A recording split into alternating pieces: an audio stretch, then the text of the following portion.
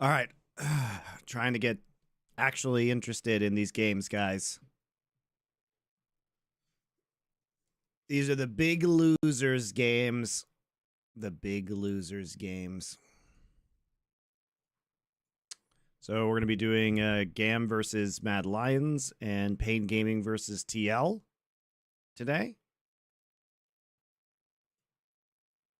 And then we'll be off tomorrow.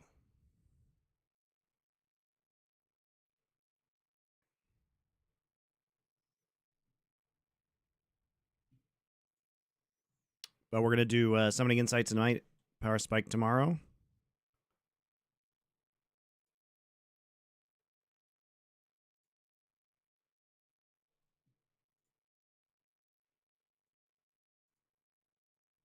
Why are you so pessimistic in these streams recently? Just over-covering league/low quality games? I'm pessimistic about, yes, literally the worst games of the main stage of Worlds. Yep. That's me. I was quite excited to watch, you know, HLE versus Gen G. It's about going back towards your playstyle as well, and I think when I looked at MDK's last draft, they're going towards things like the Smolder and the Ziggs, which kind of just felt very out of their wheelhouse. They're a team that likes to come onto the map early, take over. But we watch anyway for the lulz. Raccoons. Get a chance to see that. Here's your dumpster feast. I mean, as far as all right, here we go. Levi just permanent permaban of the Shyvana. All right, we give Yone over. Nidalee, the permaban over against MDK because it's a flex pick for them, and it's so annoying whether it's Elyoya or Mirwin playing it. With the absolutely insane presence and win rate, 16-3. This champion so far at Worlds 2024. GAM lets it through. It over. Obviously, Elyoya, you know, did really well on the Nidalee and play-ins, especially that was kind of the style of champion. The biggest difference to me is just that Yone Levi just getting the Wukong again. We're opting into the Akali. I don't know. I think I'd rather have the Smolder here for being real, or the Tristana. Oh my god. This is illegal. How are they able on blue side to get Yone, Maokai, Ziggs? This is crazy. Why are we early picking Wukong? GAM. Dive, Akali plus Wukong. You know, if I was trade, but if okay, take away the Leona. No, you're not taking Blitz. Locked in here for MDK, and the top laner will here. Gonna go here. The rest of the team, they can actually flex these around. Yeah. But it should be. Oh, we take top Smolder into Gnar. I guess Emo just can't play it. Need to be winning the actual 1v1 fights as long as you can kind of ignore the Gnar and just kind of fight the minions. Yeah, I think it's just a case of, hey, look, for this towards that Smolder, though you're always losing out, so we'll see how they do make it happen. It's also as you start to move in towards like top. I'm convinced that the Space Jam movie is based upon a real story. That part where the aliens takes the power of the superstars and use it for themselves because there is no other theory to explain the difference from game one and the other games in this series. That's a good copy pasta. Congratulations, sir.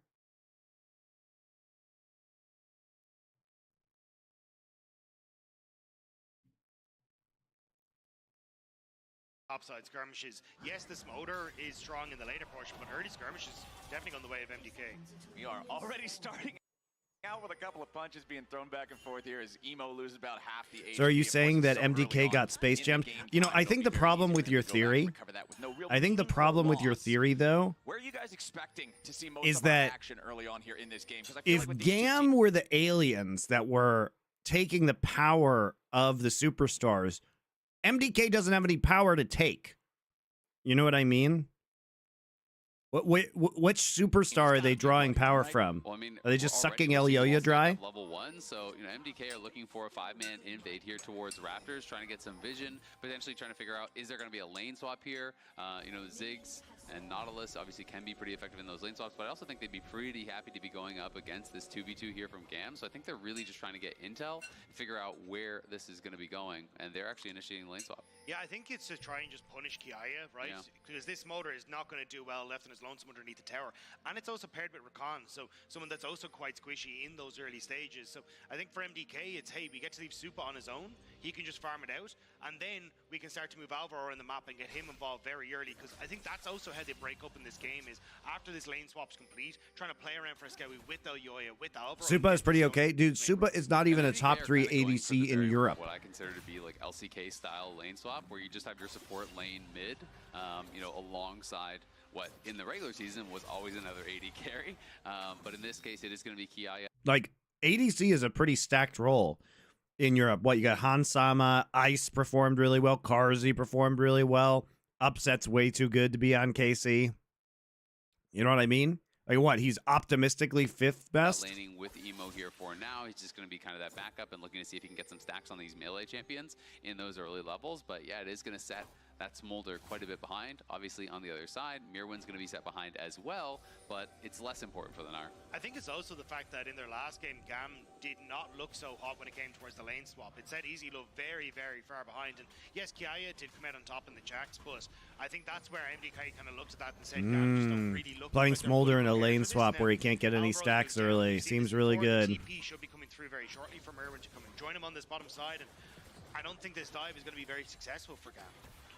Well, let's see. They still got a few. It's already got another stack. On the wave, as no one's MDK there. are crashing the wave into He hit his W. Yeah, this is guaranteed kill. He's level 1. Alvaro already flashing, hits level 2 right after the flash. Levi has to back out of the way of the Turbid aggro. Supa arrives, and the GAM dive fails on the first That is the pass. advantage of actually having the Ziggs with the TP. Alvaro about to be killed. There it is. Supa wants to get one back onto Levi, but he doesn't quite have the damage here just yet. Flashing past the grand entrance. Supa picks up Levi, makes it a 1-for-1. I think the overgreed coming through from GAM on the repeat. This TP from Mirwin is really bad. Flashing past the grand entrance. Supa picks up Levi, makes it a 1-for-1. I think the overgreed coming through from GAM on the repeat dive. They've gotten away. They should have just looked for the resets, but instead they try and go. At least he's able to delay Kiaya's recall, so he can't just TP into the top side. Yeah, this is actually, you know, at the end of the day, though, still not that bad. Nice play from Supa, flashing up over that Recon W there to be able to actually trade a kill back. If they didn't get that, it would have been really good for GAM. And we do have TP available on Kiaya, so he can just TP straight towards top, where Mirwin TP down towards bot and Supa TP down towards bot as well. So at the end of the day, you got first blood on the Dragon here for Kiaya. I think GAM are still pretty happy with the play. You know, definitely was a little bit more dicey than I was expecting, because Alvaro got level 2 right as they were going for that dive, and that made it a little bit more difficult. All right, let's check back in mid here, where everybody's still just farming pretty normally. Frescowy down to about half HP, but still comfortable enough here. Down about 10 CS, though, so falling a little bit behind is Alvaro and Supa trying to get this wave pushed up, crashed into the tier 1 turret. Alvaro caught by the grand entrance, doesn't matter. So a little bit of damage going to find its way into the health bar as he's down to 300. Going to need to be a little bit careful here, as Levi is still in his blue quadrant. Could make his way down if MDK stay pushed. And that's why I don't think Supa was really helping him out on the engage. It was toss everything in towards that wave to just get a crash, so they're not overextended for a potential play from Levi. But at the moment, the CS lead working out well for them. It's just when you look at that top side, Kiaya gonna have a lot of pressures. Elio just goes in for a sec. Yeah, it looks like Elio's just trying to annoy them, stop the backs, but he is now pretty low on HP, down to 200. Gets out of the way of the satchel charge, which looks like Supa was trying to interrupt him in the battle dance, maybe stop him from getting away on that one, trying to get a summoner spell, but does not quite have the placement or the timing. Yeah, and I think he's going forward, you know, kind of trying to harass them there and see if they'd overcommit on a chase, because again, as you touched on earlier, Levi was in the area, he was in the pixel brush in the river, so, you know, if MDK did get a little aggressive in that 2v2, could have been bad, but also Supa does lose a little bit of tempo here. It's going to give more time for Easy Love to be able to crash this. Lane from Emo. First purchase is going to have the Hex Tech alternator there. Always feels good to be able to at least have enough gold for the first major component after you use that first TP. Frescowy's now going to take the opportunity. Yeah, I don't know about this top lane Smolder. Now full build on Yone. Mirwin took his Gnar. Kiaya's Gnar. I have to, man. The champion finally has the win rate that justifies my disdain for him. As Mirwin, below half HP, gonna have to be a little bit careful here. Ooh, the level 4, the insidious level 4 Wukong Smolder gank. Mooking his way up here. All right, Mirwin is in some trouble. Tries to get the bounce away. Nicely done. Seems good. Over the wall just Seems good to commit 3 people to that. The thing is that Levi's just an unemployed jungler. He has no camps up, so he might as well try something. But the wave is pushing away from him. And you've already got a nice gold lead opening up thanks to that early kill for Kiaya, and that's only going to extend even further now. And that's why I think the dive actually was quite good for GAM, because they got double TP out, they got first blood. Yes, you trade a kill, but overall they went out pretty heavily on the map, and Smolder's in a good spot now. Ooh, nice dredge line there coming out from Alvaro. It was only because the TP from Mirwin was bad. Baby, that's why you ban him. Nicely done. The fate sealed might have missed, but Frescowi recognizing he can still flash forward for the last little bit of damage. MDK up 1. And that's huge for Elyoya to actually set up these Void Grubs, because yes, you've got that big lead for Kiaya in that top side, but a lot of that lead was on Supa, who was trying to roam up to that play, but was going to be a little bit late. So the fact you get that kill in mid just sets up beautifully now for MDK, not only with the gold, but the objective as well. Yeah, and the kill going on to Frescowi is also going to feel so good. Easy Love getting pretty low here. You can see MDK are thinking about, do we want to actually go for the wraparound dive? Elyoya and Alvaro in the spot to do it, and if he is caught window shopping, that was Whoop. I cannot believe he didn't flash that. That was like... That looked like it was calculated. Honestly, that looked like it should have hit with how Nautilus hooks normally. Yeah, it was actually really surprising it didn't hit. I thought he was just about to just... Sunglasses were on in that one, man. He was just walking just the visor, the helmet comes down. Things going good for MDK right now. Critically low kill, up a little bit of gold, but the 3 Void Grubs is the best part so far. But Levi has stolen away the enemy red buff. Alvaro flashing. He's still not 6 though. This is Levi now critically low, has to try to get away. Flash really unfortunate. Gonna be protected by Ooh, nice job. Not be protected enough.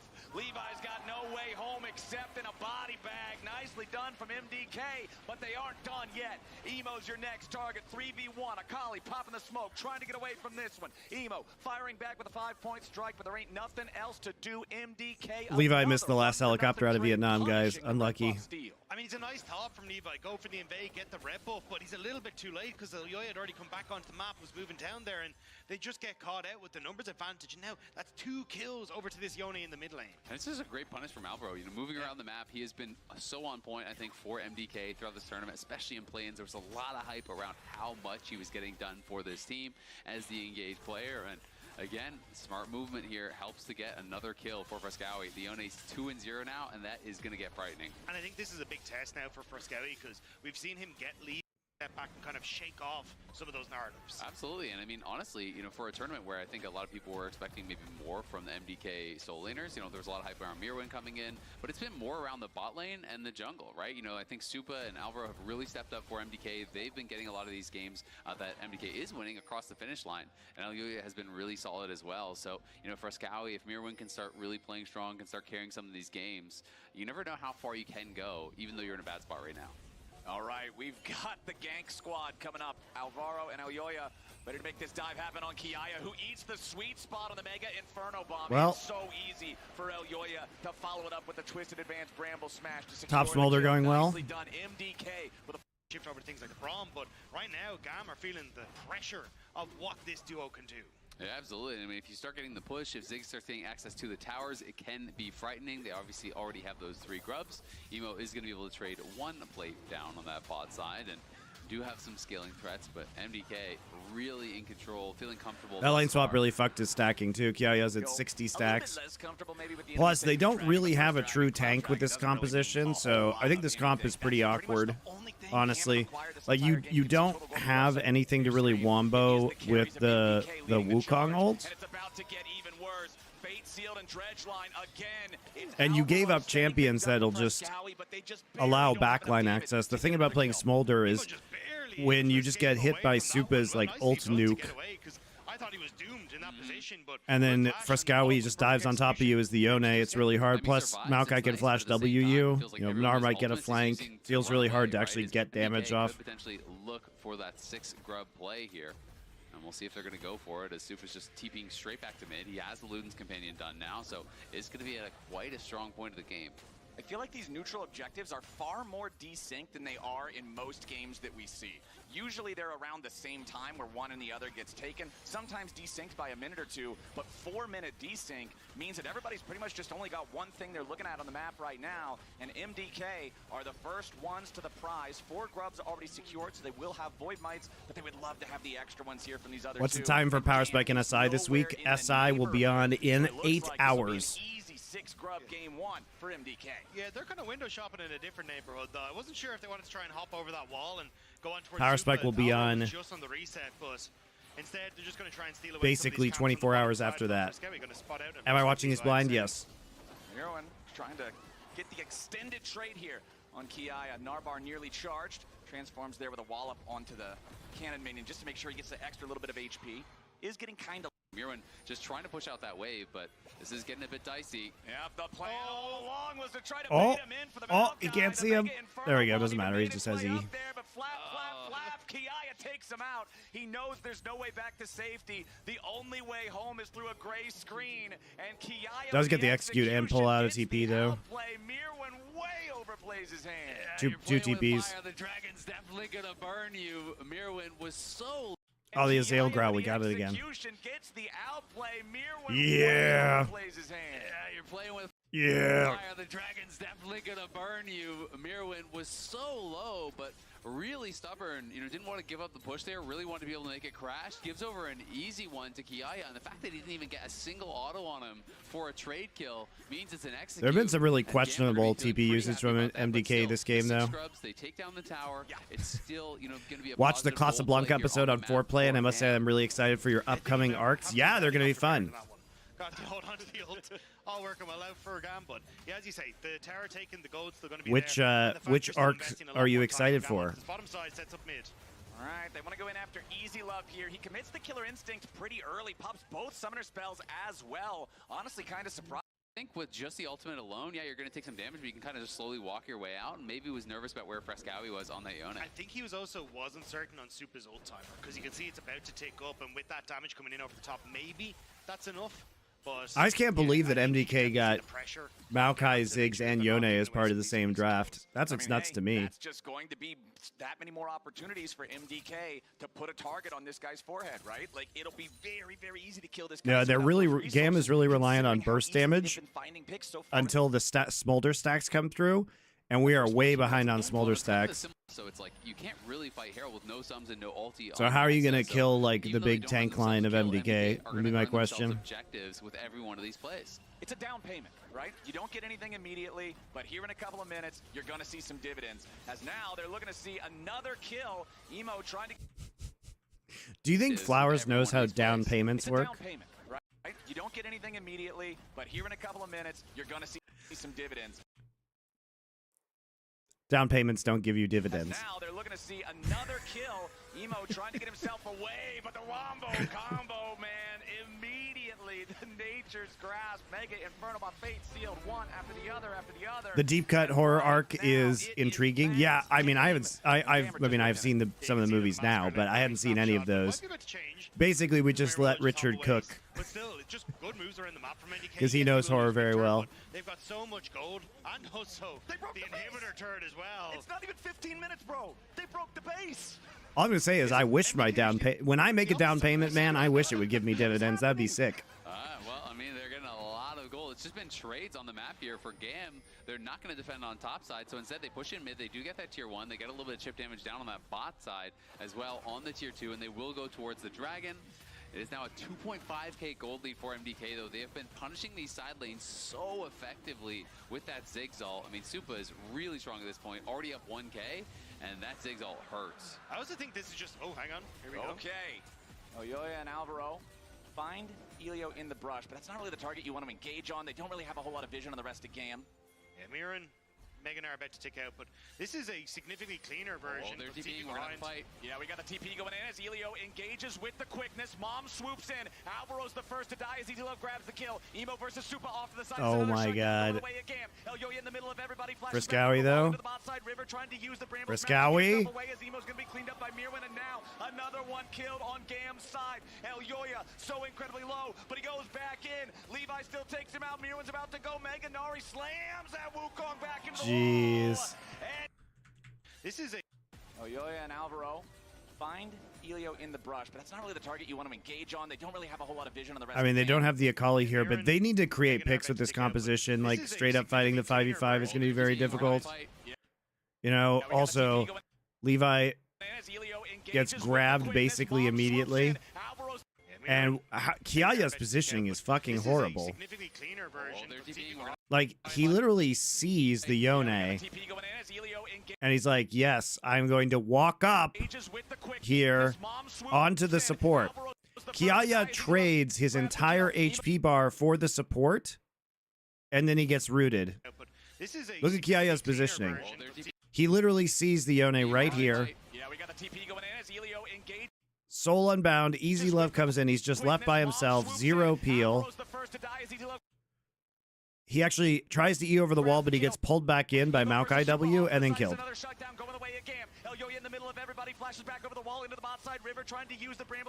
And you used everything, GAM, to kill a support. Actually terrible. Actually terrible. You do the best of Canon Films arc. Hit up Death Wish 3 and Runaway Train. I haven't seen those, man. I bet Richard has seen them, though. GAM tried everything there, and it looked dicey for a second for MDK, but the wallets are just too big.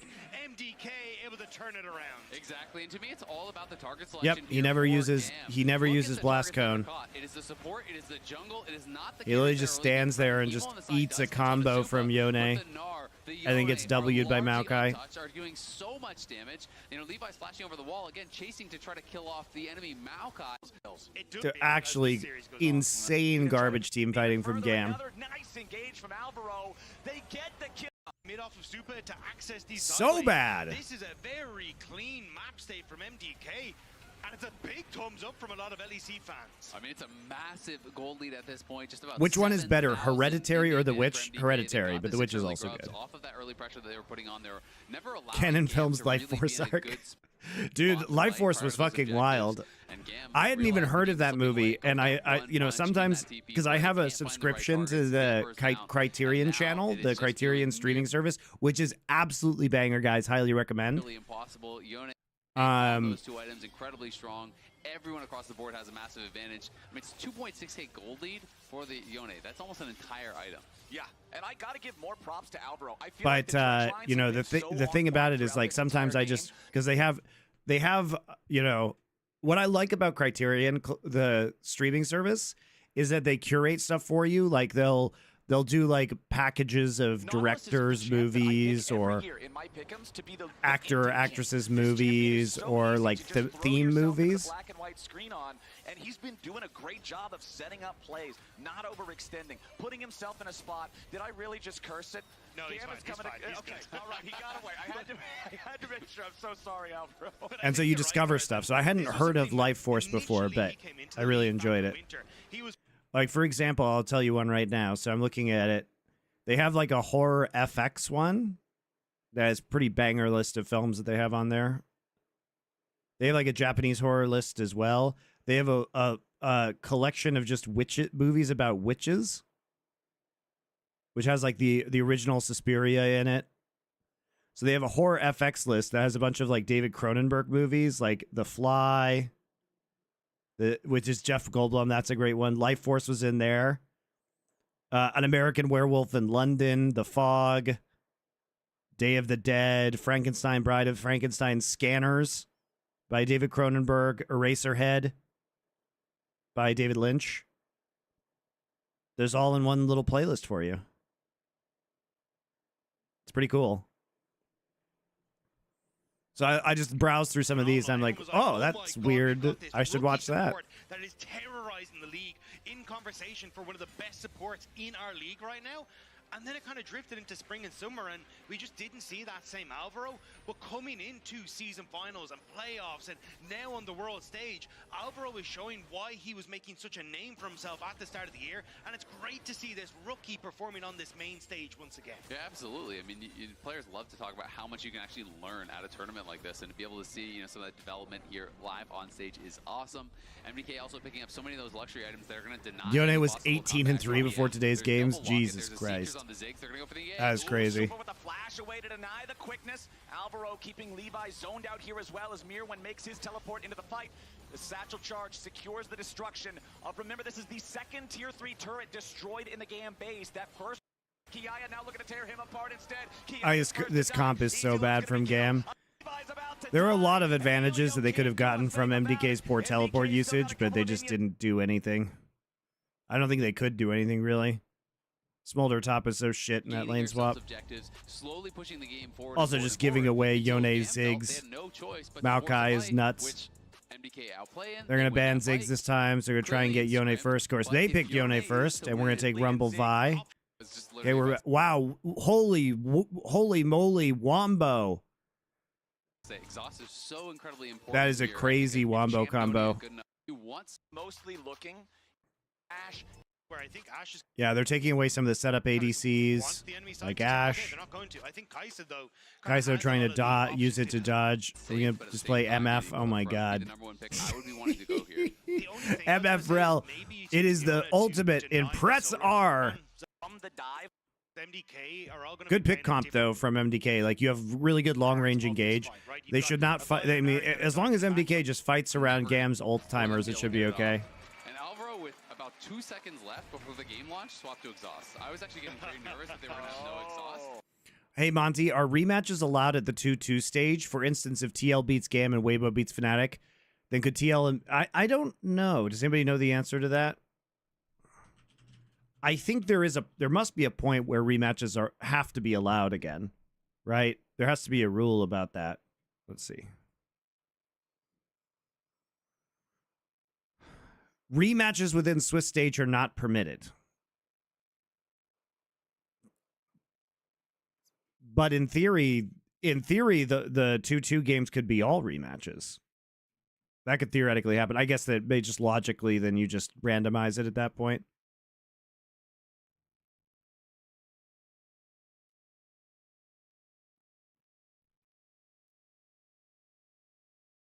I guess it's just kind of unstated.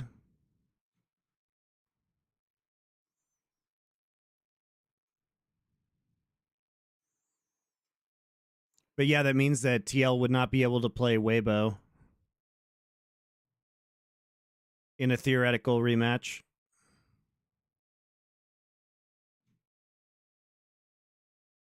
Well, but under your logic, guys, so if Weibo beats Fnatic and TL beats GAM, then TL and Weibo cannot face each other.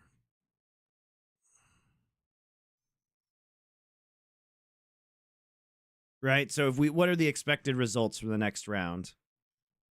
Here, hold up. We'll just do that real quick before we get into the next game. Hold on. Yes, main event. Okay. So the expected results would be top esports over D+. So top would get out. This would send into the 2-2 list. This would send DK. Right? HLE would be over Fly. So this would send Fly there. I mean, we expect T1 to beat G2. So it'd send G2 there. We expect BLG to beat PSG. So it'd send BLG there. We expect Weibo to beat Fnatic. That's not... I mean, none of these are guaranteed. And we expect TL to win, right? So this would be all the 2-2 matches. So who could not draw whom? So TL could not draw Fly, or TL could not draw Weibo.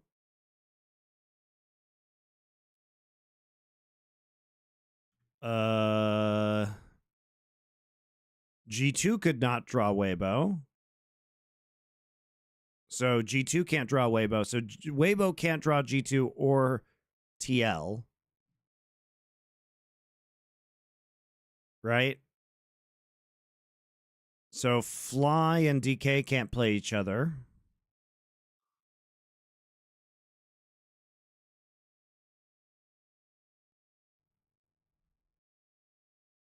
So we probably have some Western matchups. This is where Swiss is stupid, guys.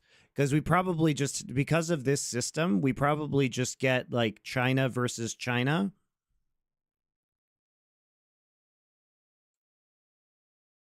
Or like DK versus China. And then G2 versus Fly or TL, right?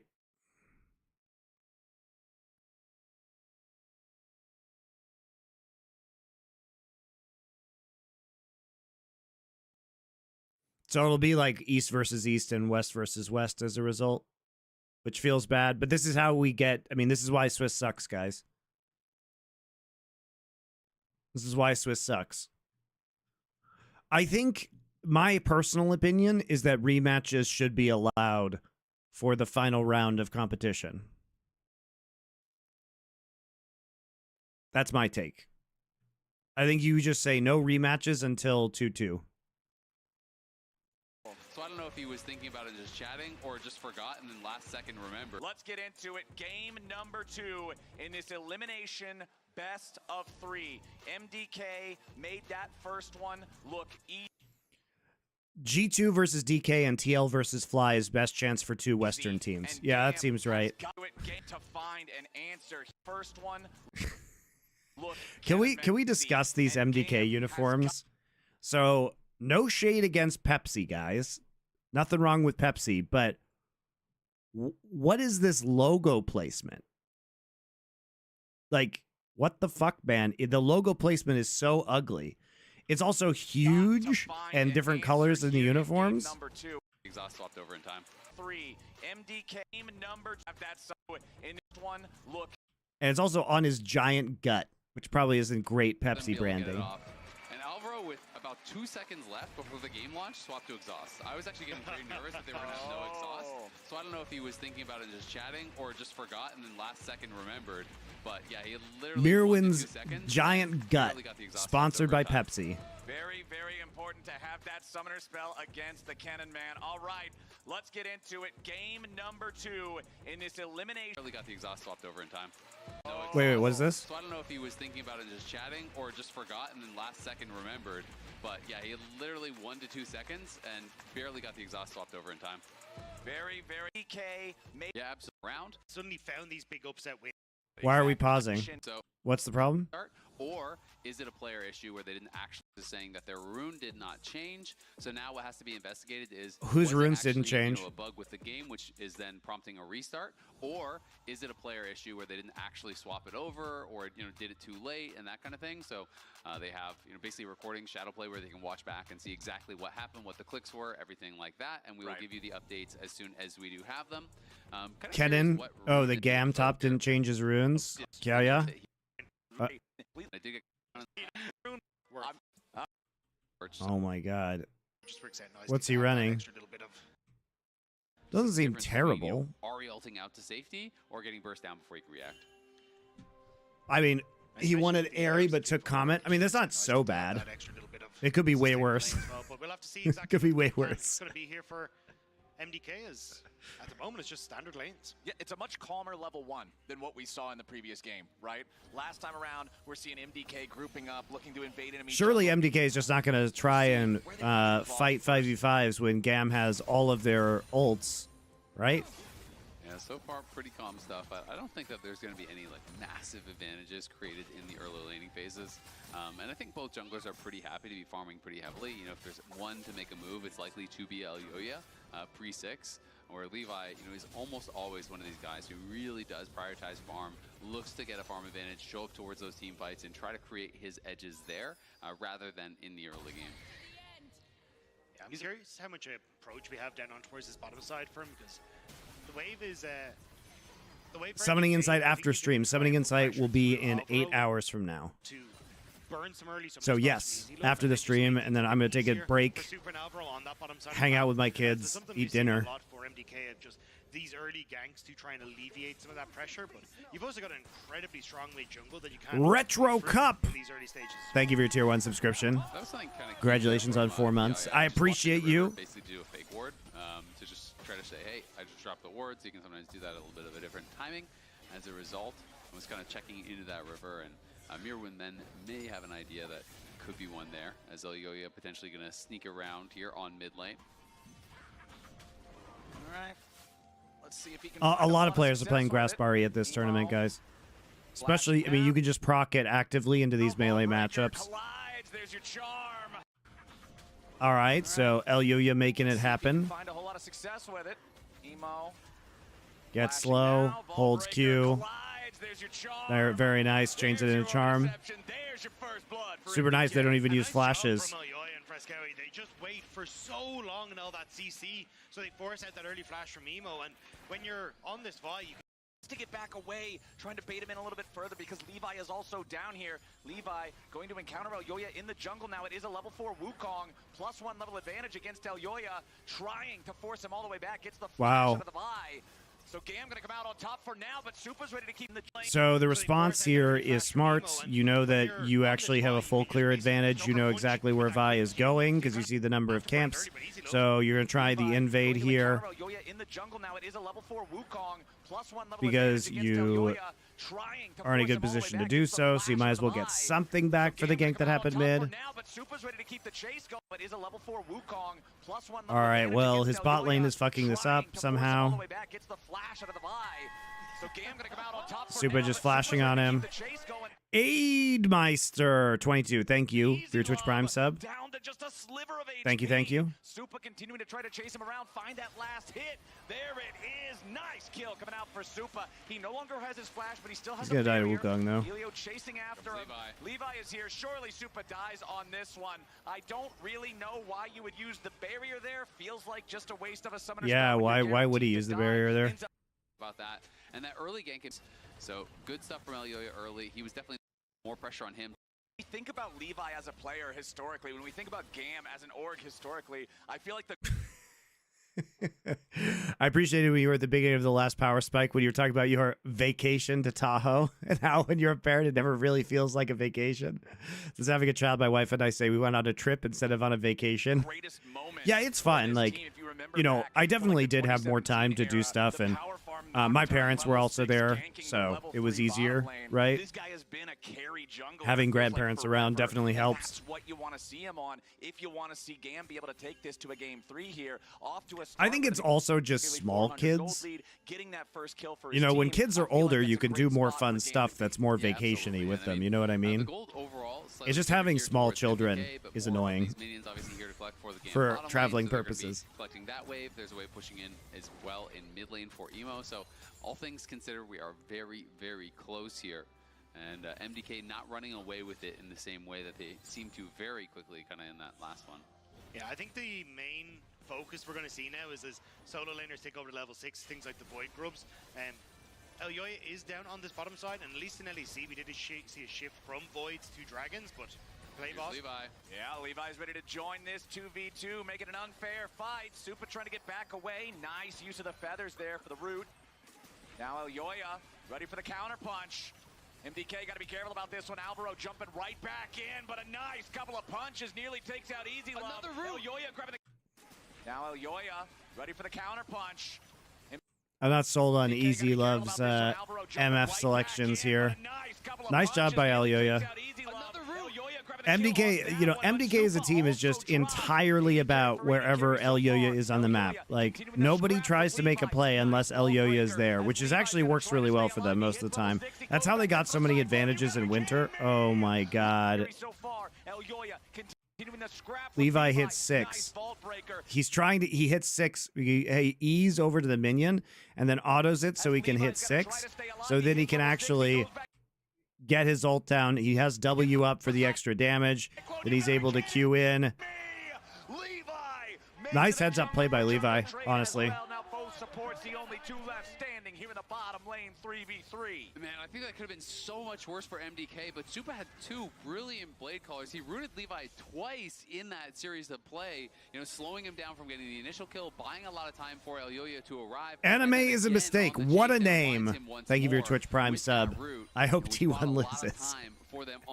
Well, that tracks because T1's fans treat them like anime characters, so if you think anime was a mistake, you definitely don't like T1. Still, pretty even trade overall. 7 kills in 7 minutes. I feel like this is a lot more of what people were expecting coming into the series. That real League of Legends. Yeah, real bloody League of Legends. Scrappy bar fight League of Legends was what a lot of fans were expecting coming into this one. And it feels like Game 2 is delivering. Alvaro still at only 200 HP down. Monty, do your parents know you are famous? I believe you mean was famous.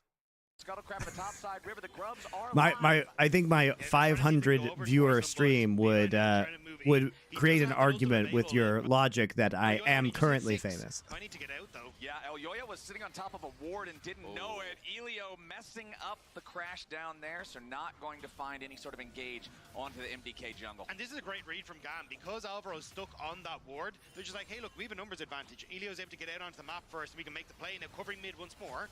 Emo has to snap on back. Lost half HP there, going in after Frescowi with the soul unbound. Yeah, it was a really nice charm bear from Frescowi, and now that loss in mid lane, plus Alvaro arriving, plus Mirwin TPing back, means it's going to be MDK grabbing the rest of the grubs here. There was one at least snuck away there by Levi, so he'll get that gold, he'll get that bonus XP, and continue on farming here, trying to maintain that advantage, trying to get to a really fast one-item spike here, where Wukong can really run. Do they know your friend Doa is famous? Yes, my parents know Doa quite well. Doa and I, so my parents saw Doa when Doa came up to Tahoe to hang out with me when I was in California. Doa and his wife came up. Some of the wave, but not all of it. So I saw Doa recently. I think he was hoping to clean it out so then there wasn't any pressure of maybe Alvaro going underneath the tower with exhaust and charm, and then Super even being able to reset tower aggro with his own ultimate, but just with the pressure coming through from Super meant he couldn't fully clear it out. But now Elio's joining him in the bottom side. You need to be careful about Yoya on this top end. Both junglers are here. They engage first on Mirwin, who flashes away from the first cast of the Cyclone. Kiaya having already used the slicing Maelstrom. Mirwin's going to survive. It costs his flash, and you can see on the summoner spell cooldowns on the right side of the screen, he has just teleported back into the lane, so he's not in a great spot. Exactly, he TP'd it back up there for the grubs, but the other side of it is it's both ultimates used from GAM. So Elyoya can go right now and look for a fight. He still has his ultimate, whereas Cyclone was used by Levi. So if there is Thank you, Shifthead, for your Twitch Prime subscription. Really got to ski Tahoe once. Here's the funny thing. I've been going to Tahoe my whole life, but I've never skied there because I'm from Colorado and I lived in Southern California. So, and the cabin my family has isn't winterized, so I only go during the summers, and it is beautiful. Like a dragon, as you get this push down to the bottom side, Frescowi goes back mid, he should have pushed there, and I think you can see Elyoya may stop off his blue buff, but I imagine it's going to be dragon that they're really going to focus down over the next couple of seconds. And it's actually so big, right? Because, Emo looking for a fight here. Should disengage, but you know, I talked about that one item spike. Sundered Sky now done for Levi. He is really strong right now, but without Cyclone, you aren't really going to want to try to take that fight over by the the strongest spot in the game for Wukong. But the thing is, all right, the Wombo is online. The Wombo alerts. The Wombo is online. All of the extra money Will they utilize it at this very late first dragon? You don't have an opportunity to make a play. You have a responsibility to make a play and put that money to good use. His free boots have also kicked in because of the kills knocking the timer down. He is at a great spot, and GAM needs him to get something done. It's just so hard as actually. Yeah, it's very early Sundered Sky here for Wukong. Right the way back. Ultimates weren't quite available, but at least given a few warning shots, should be able to get back up.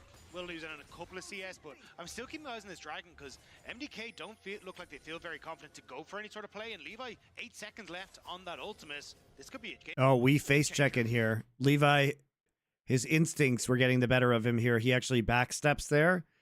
TP coming in. Oh, TP's also going to come in from MDK. Immediately the engage, but the counter. Very confident to go for any sort of play, and Levi, 8 seconds left on that ultimate. This could be a game changer.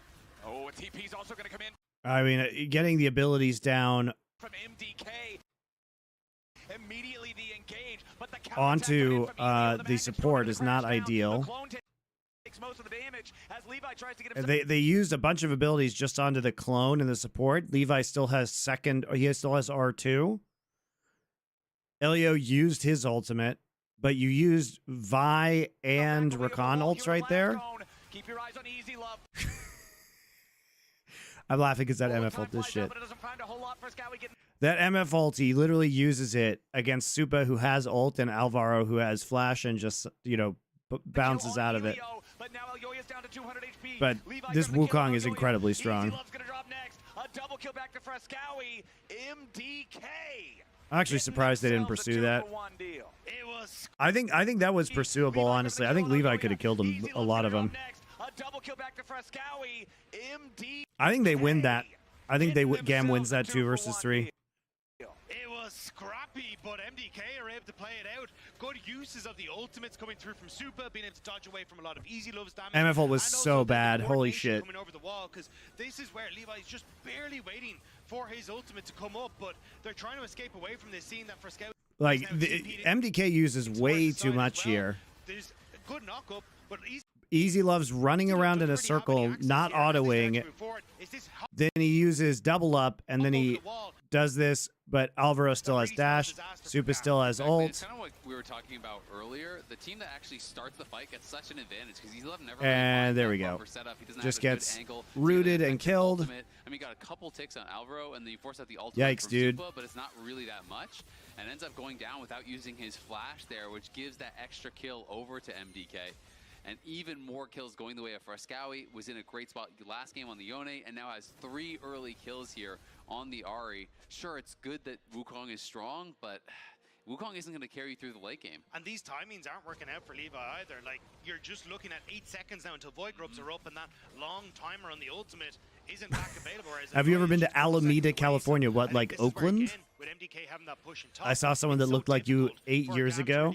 I haven't been to Alameda in many years. Ultimates, right? You're missing Bullet Time, you're missing Faded Seals, you're missing a lot of these key ultis here over on the GAM side. So they would like to try to delay MDK, but I don't think that the Lions are going to give them the time. They're just going to start this up right now. Easily done for them. Remember, they only need to get 2 of these, and they will have Void Might spawns. First one already secured. Smite still available for Elyoya. Levi and the rest of GAM now stepping up. Levi wants to try to steal one of them away, but you already got 4 grubs now for MDK. Alvaro finding the knock-up, immediately followed by the charm. A lot of damage for MDK under the support, but a beautiful bullet time. Emo grabbed the kill on Supa. That's another one traded back, though, onto Elio. Slicing Maelstrom in the middle of everybody. Elyoya about to die, will not get enough damage back into the cannon as Frescowi has to get away.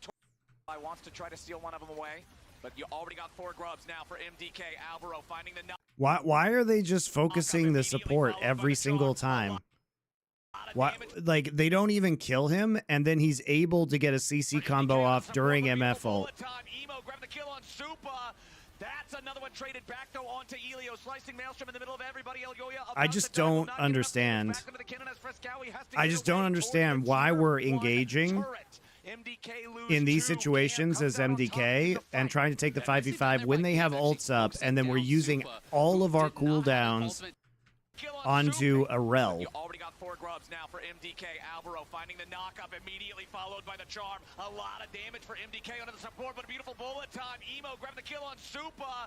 That's another one traded back. Elyoya just wastes Vile there. Everybody, Elyoya about to die, will not get enough damage back into the cannon as Frescowi has to get away towards the tier 1 turret.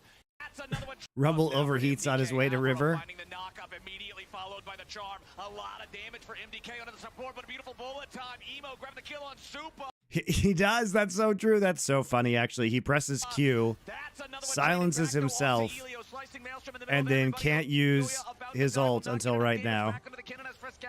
Good eye. God body. MDK lose 2. GAM comes out on top in the fight.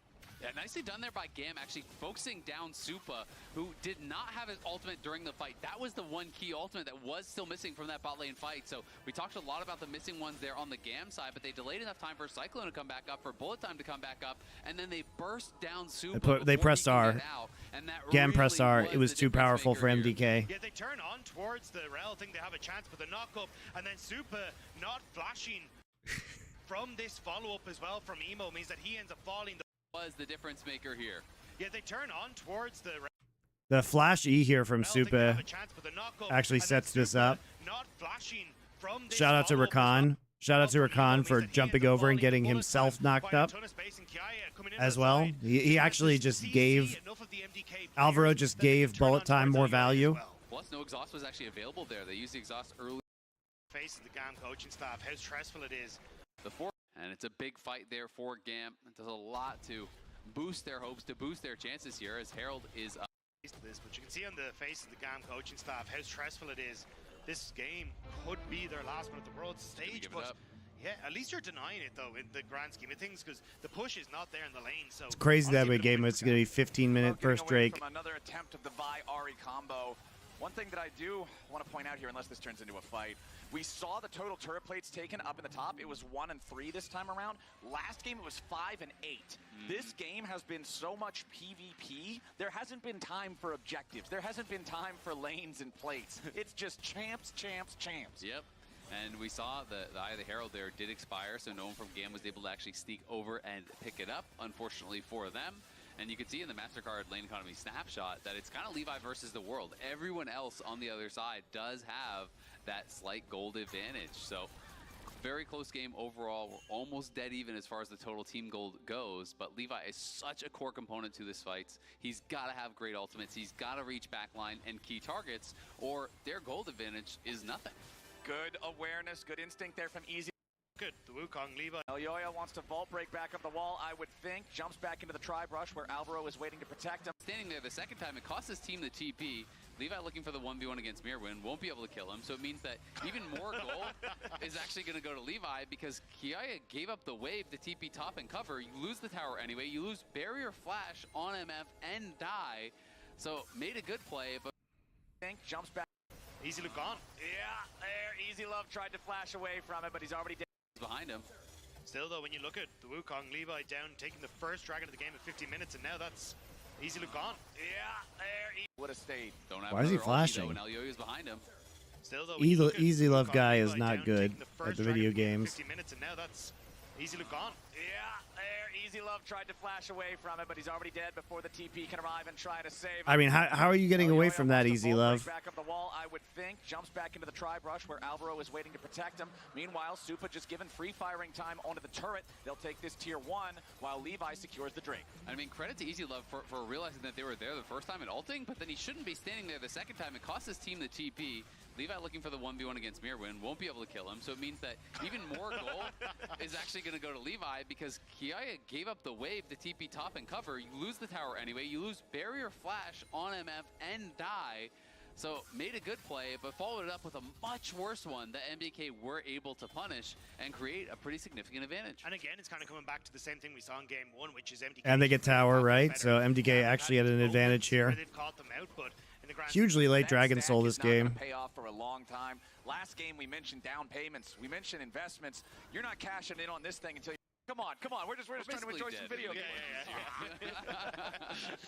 All right. So we got our next Drake spawning in 3. Thoughts on Deadlock as an esports game? I mean, that means there's still a ton of I'm curious how they're going to observe it. Like, Smite was difficult to observe, and I think Deadlock seems even harder. Try to enable Emo, try to get him farm, look for these 5v5s, and just try to get that proper setup. I think it's all about getting the jump in these fights, have Elio creating that chaos with Levi and Kiaya.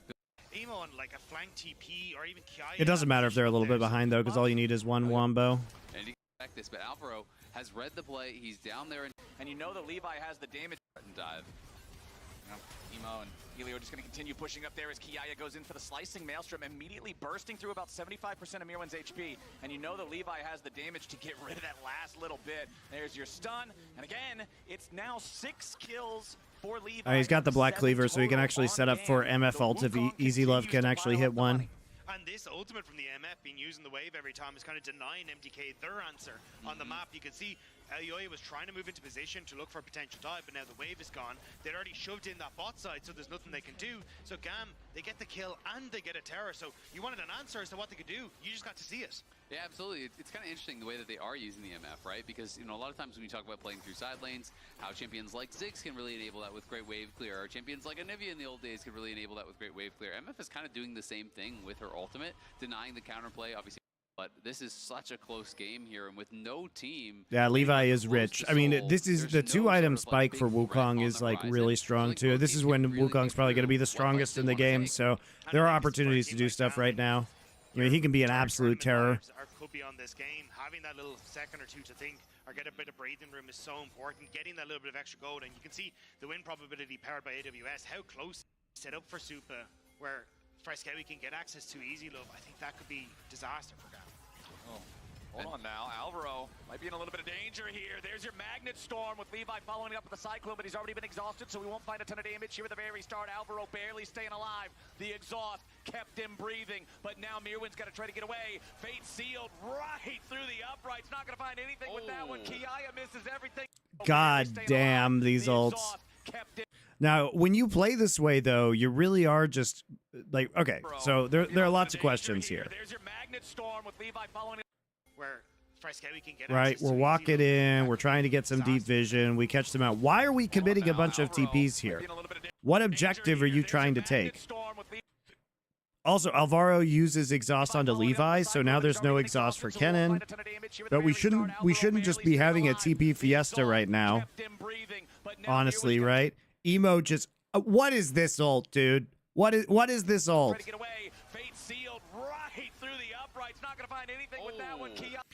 Kiaya also, like, they're not even sequencing their ults correctly.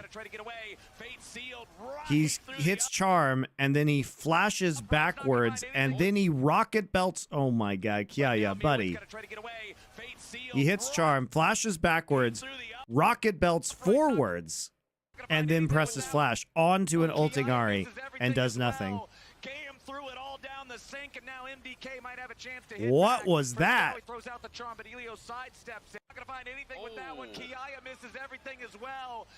Also, Rumble ult is super bad. Dude, this is like everyone missing AoE ults. MDK, get away. Yeah, nicely done. Holy moly. GAM just kind of threw everything out there. And with Levi forcing out the exhaust early, Supa could be in some trouble, but... Oh, he's feeling good. Levi... think, hey, you're setting up for a really good fight for Kiaya and Emo, but how shit are those dead players? I mean, their ultis there, and it's right before a dragon. You didn't even really. That was pretty yikes, guys. That was pretty yikes. Look for a proper setup, maybe wrap around the bot side, play through mid, and look for that kind of pincer play on MDK. Are you raccoons full yet? You could have really set yourself. Can I stop watching these games? There's no. Yeah, multiple additional flashes here still available for MDK. Obviously, Yoya at this point. In fact, even playing mid. Well, it might not be dead even after this. Supa pops the ulti, tries to get away, but Easy Love has his number. Like, you look at the goal to the top of your screen, it is dead even playing mid. What are they doing? What is Supa doing? What is he doing? At the moment, like, his team's turret is pushed in bot side, and he just walks up by himself. Supa pops the ulti, tries to get away, but Easy Love has his number. Yoya now the target. GAM picking up. Why did he flash? Might not be dead even after this. Supa pops the ulti, tries to get away, but Easy Love has his number. Dude, this game is fucking dead, gross. It's not even for Supa. So he's gonna go down there. They do find the pick, and again, that's both summoners down. You know, sometimes you just have to kind of take the loss when you realize you get caught out there, because that is so punishing. It's all about the next play now. Guessing who wins this is not hard. Guessing how is impossible. As equalizer are going to be dropped to just try to clear I this have no one out. idea. I mean, it could be anything at this point in time. Damn, the bullet time over the top of the slicing maelstrom. They're going to find two I mean, more they did kills. tower dive with their ults. That's what they should be doing. K, zone them out. That's fine. Will be Elio. It is a great execution. Elio hanging over the wall. Alvaro just getting. He ults the wave, but they're already on the flank, so. Was perfect from Levi. The only downside is they didn't get that tower, but I think Vietnam is a one-player region, and that player is Levi. Alvaro didn't even get to move. It was great CC, really perfectly timed and layered. You know, not a lot of overlap. They're able to get everything down there. Again, I still do have concerns for GAM just because of where the gold is. You know, junglers generally can't carry those later stages fights. You know, this point in the game, when the carries are getting towards 3 items, junglers generally start to fall off. Misunderstood, 1109. Thank you for your tier 1 sub. I appreciate you. So we need to be able to see Kiaya pretty good. Kiaya was not good last game. He was not good last game. His team fight positioning on Smolder was horrible. Is very close, and it'll come down to execution. All right, our next Drake is 2 minutes away. We'll see if we have another fight. I mean, shout out to Elio. Like, he doesn't even have to do anything. He just has a global taunt. But that's the thing, compare this game to the last He's just Elio is just so sexy that MDK need to fuck him at all times. That's powerful, dude. He's seducing them. He's seducing them into making bad decisions. Try and play around Frescawi, who's really strong at the moment. Instead, they're just butting heads continuously and not really getting anywhere. Well, I think one of the things that MDK played so well with last game was the Ziggs, which was banned out this game, right? You know, it really enabled them to get out towards the side lane, super controlled mid, was able to make these half rotations out, and then assist his team in getting picks in the sides. And I think that's really how MDK kind of choked GAM out of this game through that side lane domination. If they can find a pick here. Oh, Emo wants to get all the way away with a fade sealed, but immediately the Vi jumps in. Meanwhile, down to the bottom lane, Miran's about to be taken out by Kiaya as the Yone is shot. We'll see if they can find a pick here. Oh, Emo wants to get all the way away with a fade. Does Emo actually hit a Yone ult at any point in this game? I like how Mirwin ults the wave and then decides that he's going to pursue the all-in. Interesting. It's a 1-for-1 on opposite sides of the map. This is kind of like, why would we all in while we're ulting the wave? You may not like win out through just sideline pressure, but you can definitely find picks and open up opportunities off of mid-wave, and suddenly that pick, that kill, that could have opened something around their ultimates of the summoners available. Because just to try everything that they want. Points for your opponents to play, which have their unleashed teleports ready to go, and both of which are level 16 with flashes also available. Immediately, Alvaro getting jumped on, but he tries to turn it back around. A nice engage here with a quickness, and Levi's the first to die. GAM's in a bad spot as Frescowy makes his entry into the fight, and now they're going in, trying to find the last. Terrified! Thanks for a Twitch Prime sub. Levi's the first to die. GAM's in a bad spot as Frescowy. Flashes also available. Hey guys, if we're MDK, do you think we should walk into the dark and scary jungle into a choke point versus all their AoE? We definitely should pursue this. Yep. Right into the MF ult. Emo, just fucking do something. Doing a good job fighting back after losing their jungler. They actually come out on top, and MDK loses 2. Elio down to 200 HP, but he continues his retreat. Nice fight, though, from Frescowy. He saved that fight, getting in the back. Jungler fight, and now they're going in, trying to find the last little bit of damage, but he tries to turn. What is Emo doing in this fight, dude? What is Emo doing? No wonder they gave him Yone. He's just terrible at it. Also available. Immediately, Alvaro getting jumped on, but he tries to turn it back around. A nice engage here with a quickness, and Levi's the first to die. GAM's in a bad spot as Frescowy makes his entry into the fight, and now. Ah! Emo! He only uses his ult to escape. He literally could have gotten 2 of them in the choke there. Elio's grabbing the kill. GAM doing a good job fighting back after losing their jungler. Fucking emos. On top, and MDK loses 2.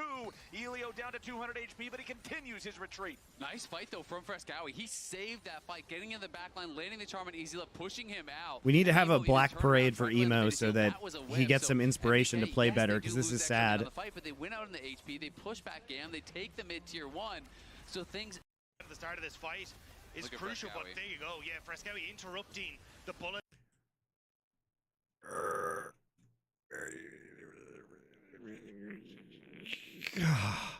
He has no ult charges either. Ah! Time that was doing so much work. Emo trying to go back to peel off of Frescowy, but they're still getting good damage done. But as you said, Azael, it's the health bar advantage on the back of this with Super pushing people away. That sets up for the mid. Anyone a contender for the Dade Award this year? I mean, Impact is probably in danger of getting it if they manage to lose to GAM. You have Rel to set up CC, you have the Cyclone to set up CC. Like, you can use it as a On from BLG is another shout. On is playing super badly. Use the self setup with the Q3. The numbers just popped up in that small little update above the champion port. I think On and Impact are in the Dade Award danger zone right now. 14.0. So down to the decimal spot. They are in EXP. The gold was within a single percentage. I mean, I think BLG On can still win it even if they make it to playoffs, because BLG was supposed to be one of the top 2 teams of this tournament, and if they bomb out in quarters, we absolutely can give On a Dade Award. He goes for the crash down to try to get away, but they don't want to commit any more onto the Rel. Yeah, you can see how much control was just set up on this. Like, BLG coming into this tournament should be making semis minimum. Here, alongside the pink, and all they were trying to do was draw GAM into this barren area, so they already had Frescowy in position. A TP ward available for Mirman wherever the fight went to take it. But imagine BLG lose to PSG. Dude, subscribe. I subscribe to that. Still pretty critical 1-2 burn. You know, Rel obviously a lot less effective. So easy to react to without the flash, but when you do have that flash for a Q flash to actually set up that crash down, can be very, very difficult. Elio playing with fire a little bit. MDK clearly trying to control vision in this area. Here we have a 1v1. Yeah, Emo wants Frescowy here. He hit that Fate Sealed, but not enough damage to finish the kill. Frescowy gets away. Yes, he's going to lose his ultimate, but it's an ulti for ulti trade. It is ulti for ulti trade, and I think if you can keep Frescowy out of the fight, that's the 6 kill member here over on MDK. He has been making so much happen for them in the 5v5, so in this case, you know, maybe Emo is happy with Taiwan #1 memes will be crazy. I believe you mean Chinese Taipei #1. You know, Riot can't say Taiwan on the broadcast. He has his teleport ready to use. Still no dragon left. Do you guys remember a few years ago when like the free Hong Kong stuff was going on and like Blizzard had that problem on the Hearthstone stream where somebody says that Worlds was in China and they actually Riot had to delay the entire broadcast by several minutes just because they were afraid that in player interviews someone might say free Hong Kong, and in that case they would have had to pull the plug on the broadcast. Elio has no flash. MDK wants him, but they basically saying, hey, look, GAM are all going to jump in on top of us, and my ultimate's probably going to be melee ultimate anyway, so getting value for that and setting up for Frescowy, I think it's a good adaptation. Alvaro popping the quickness. They put a little bit of damage into Elio, but they don't want to overcommit immediately, though. GAM jumps in with a Fate Sealed. That one's going to do the trick. Mira to be the second to... Good adaptation. Alvaro popping the quickness. They put a little bit of damage into Elio, but they don't want to overcommit immediately, though. GAM jumps in with a Fate Sealed. That one's going to do the trick. Mira to be the second to die right after Alvaro. GAM's already grabbed 2. Make it 3 as Supa is caught out. Was that because of the Hearthstone thing? Yeah, it was because of the Hearthstone thing. Anyway, so getting value for that and setting up for Frescowy, I think it's a good adaptation. Alvaro popping the... Elio missed everything there. Shout out to Elio missing everything. But it's okay because instead he got charmed by Alvaro. So he got to do what he wanted to do, which is engage. My ultimate's probably going to be melee ultimate anyway, so getting value for that and setting up for Frescowy. Watch this. He Hex flashes over, misses his Q, and then he gets charmed and knocked up by Alvaro because Alvaro hits his ult immediately. But then they conveniently cluster up so that they can actually get hit by the first Yone ult that Emo hits this game and then kill them all. Now, why doesn't Alvaro just leave? Who can know? Who can know? Why would he help GAM with their engage by staying here? And why would Mirwin walk up for Elio just to go ahead and ult them? Yeah, I'm not a doctor, but that doesn't seem like a great idea. Frescowy and Elyoya trying to get themselves away. GAM just got 3 for free. Levi leads the charge. 3 as the Elio, but they don't want to overcommit immediately, though. GAM jumps in with a Fate Sealed. That one's going. Here comes Supa. He gets knocked up, and then he uses his ult, and then he ults backwards and gets hit by Levi using Wukong Q. Whoa! Supa is caught out, beat down. Frescowy and Elyoya trying to get themselves away. GAM just got 3 for free. Levi leads the charge. Shout out to Alvaro for actually engaging on GAM's behalf, though. All they got to do is keep him out. As soon as that ulti expires, one for himself. Start. Realize how many members completely deleted, and you can just get back and forth. All right, is this game over yet? I can't watch this shit anymore. Controlled the early game. How are my pick'ems doing? I didn't do pick'ems. For so much of his team, he's kind of been the X factor. The proper setup at left. Lobby pops buff. Elio with a quick shattering strike there onto Alvaro as MDK push into enemy territory. They want to full send it here, maybe. Frescowy making a TP deep behind a beautiful trauma to easy. Lobby pops both summoner spells, trying to get away, and immediately strike there onto Alvaro. Oh, we're just engaging into choke points again. Send it here, maybe. Frescowy making a TP. He TB's behind, charms MF, but they don't get the kill. Easy Love. Do they have... Oh, he has QSS now. I was curious if they had Mikhail's or QSS. And he just QSS's it, and then gets a full channel ult. Trying to get away, but it ain't gonna work. Levi goes back over the wall to escape the equalizer. Summoner spells trying to get away and immediately fires back with a bullet time. Easy Love on a rampage. Alvaro is down. Elyoya trying to get away, but it ain't gonna work. Levi Shout out to Emo. He missed his ult again because Supa ulted. and Supa tries to stay alive. Mirwin and Frescowi can't get anything done here. Supa's still trying to get the kill on Elio. He knows there's no way out. And Elio just lets the turret shoot him to pieces. Oh my god. Yeah, it's off of the counter shield as well on Easy Love, plus a locket. There's so much shielding, the barrier, the BT shield. Dude, they're just they are just being gifted. GAM, like the best team fights. The press R comp is actually genius. Because MDK will just play into it every single time. Everybody else busy. Bullet time comes through over the top. Frescowi into the back line. Look for Emo, but he ain't going to be able to find it. The fate seals his fate indeed. Kiaya keeps going forward. A nice stasis to make sure that he doesn't die. Alvaro at about 50 HP. Kiaya is down. MDK at least get that one. Supa and Alvaro both barely clinging to life, but them surviving might be the difference between the game ending and not. Exactly, it's massive. Supa barely survives there. Kiting out is able to stay alive, and that's the only thing that actually stops this game from ending. Mirwin's TPing to bot side. They want to try to contest this because they know that Levi is still It's crazy how long it took to get Soul in this game because of how late the first Drake was taken. Sort of a miracle play, but no equalizer. No equalizer for Mirwin. No smite for MDK. That Drake goes the way of GAM. And all right, well, MDK now GAM knows that MDK is just so stupid that all they have to do is draft a press R comp, and they don't even have to hit like half of their ults, and they still win the game. Because MDK doesn't understand any kind of timings. Kiaya stunning him up. Fate sealed ain't gonna find the extra little bit of damage, the extra little bit of range, but it does not matter. The monkey's got a stick. It's so powerful. Frescowi now going to be caught out. Kiaya stunning him up. Fate sealed ain't going to find the extra little bit of damage. Emo's hit like one ult this game, guys. He's hit one Yone ult. It's so wild to watch. The 1, 2, and 13 Yone. MDK needs some sort of miracle, but GAM, they're turning immediately over towards the objective. Oh, Emo immediately jumping in. The rumble is already down. GAM has found The real heroes are Elio and Levi. The Featherstorm finds a nice opportunity. If only they weren't so far behind. Emo getting the kill. Shout out to Emo stealing a kill. All right, we just end the game. Jesus Christ. Oh my God. These games. Setups as a result. We are in time, man. I think it's absolutely crazy. I don't think that they didn't even waste time. They didn't even waste time hovering. I mean, it's just so strong. It just kind of wins every single. So they gave it to Frescowi, but Frescowi is a giant bum. All right, they take away 3 champions from Levi, but they give up Aurora, so we're going to see Orianna picked here probably. Nope. Ari. All right, so they're doubling down on the dive. Nocturne Aurora has been a powerful combo, as we've seen from Gen G. We don't actually care about the draft so much. These teams are bad.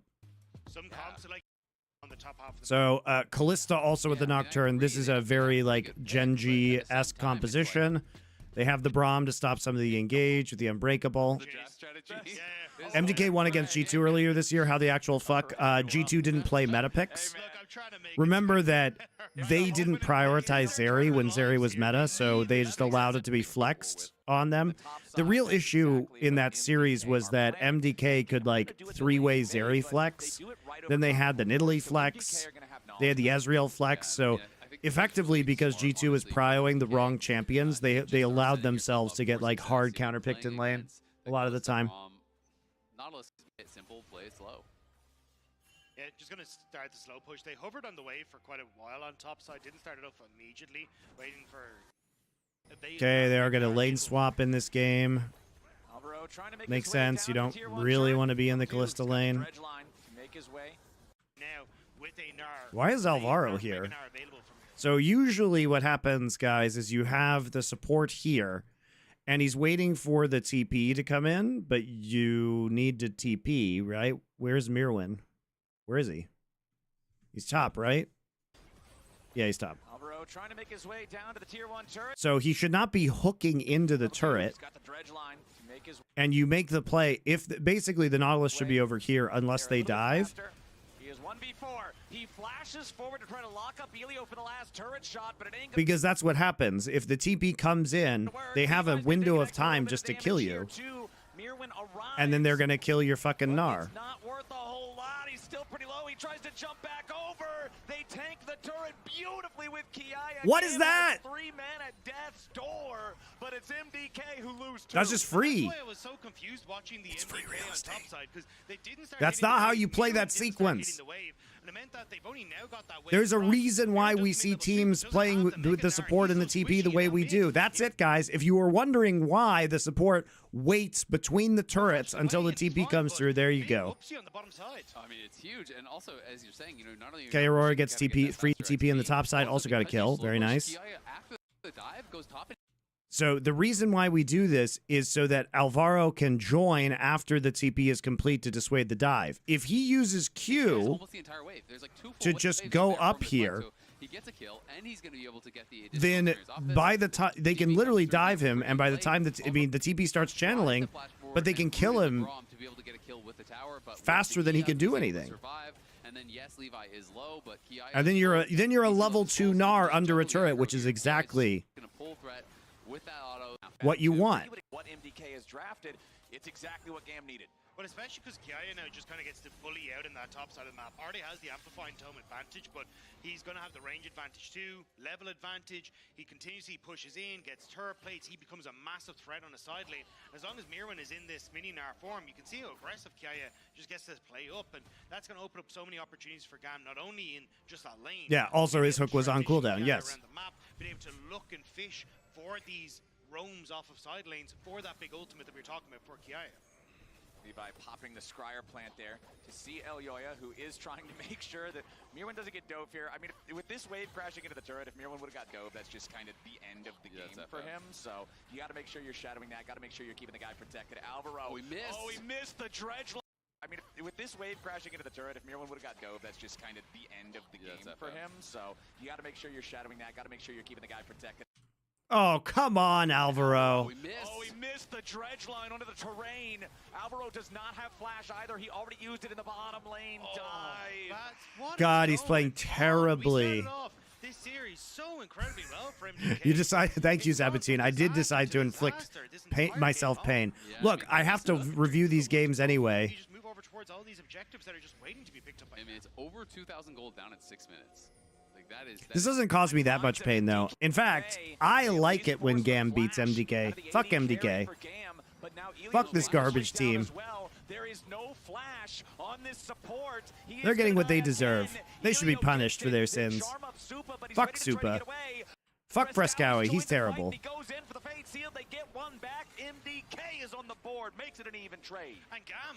And fuck their obnoxious fans. And fuck Mirwin. Actually, I like Mirwin. Mirwin can. You don't have to get fucked. I like you and Elyoya. I don't like you the way you're playing in this series, but generally I think you're fun to watch. This man is very happy. Levi is very happy, and I think for GAM, this is exactly what we're talking with getting that.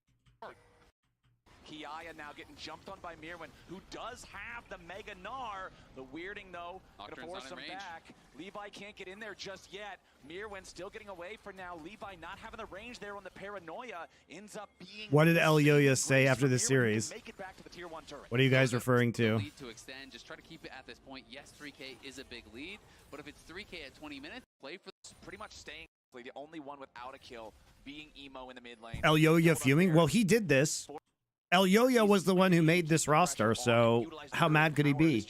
And I think that's where they want to try and just move in towards this mid lane, get push for Emo so we can start to roam alongside Levi, because then you open up for potential dive. Oh, he didn't say anything outrageous. It got mistranslated. Fair enough.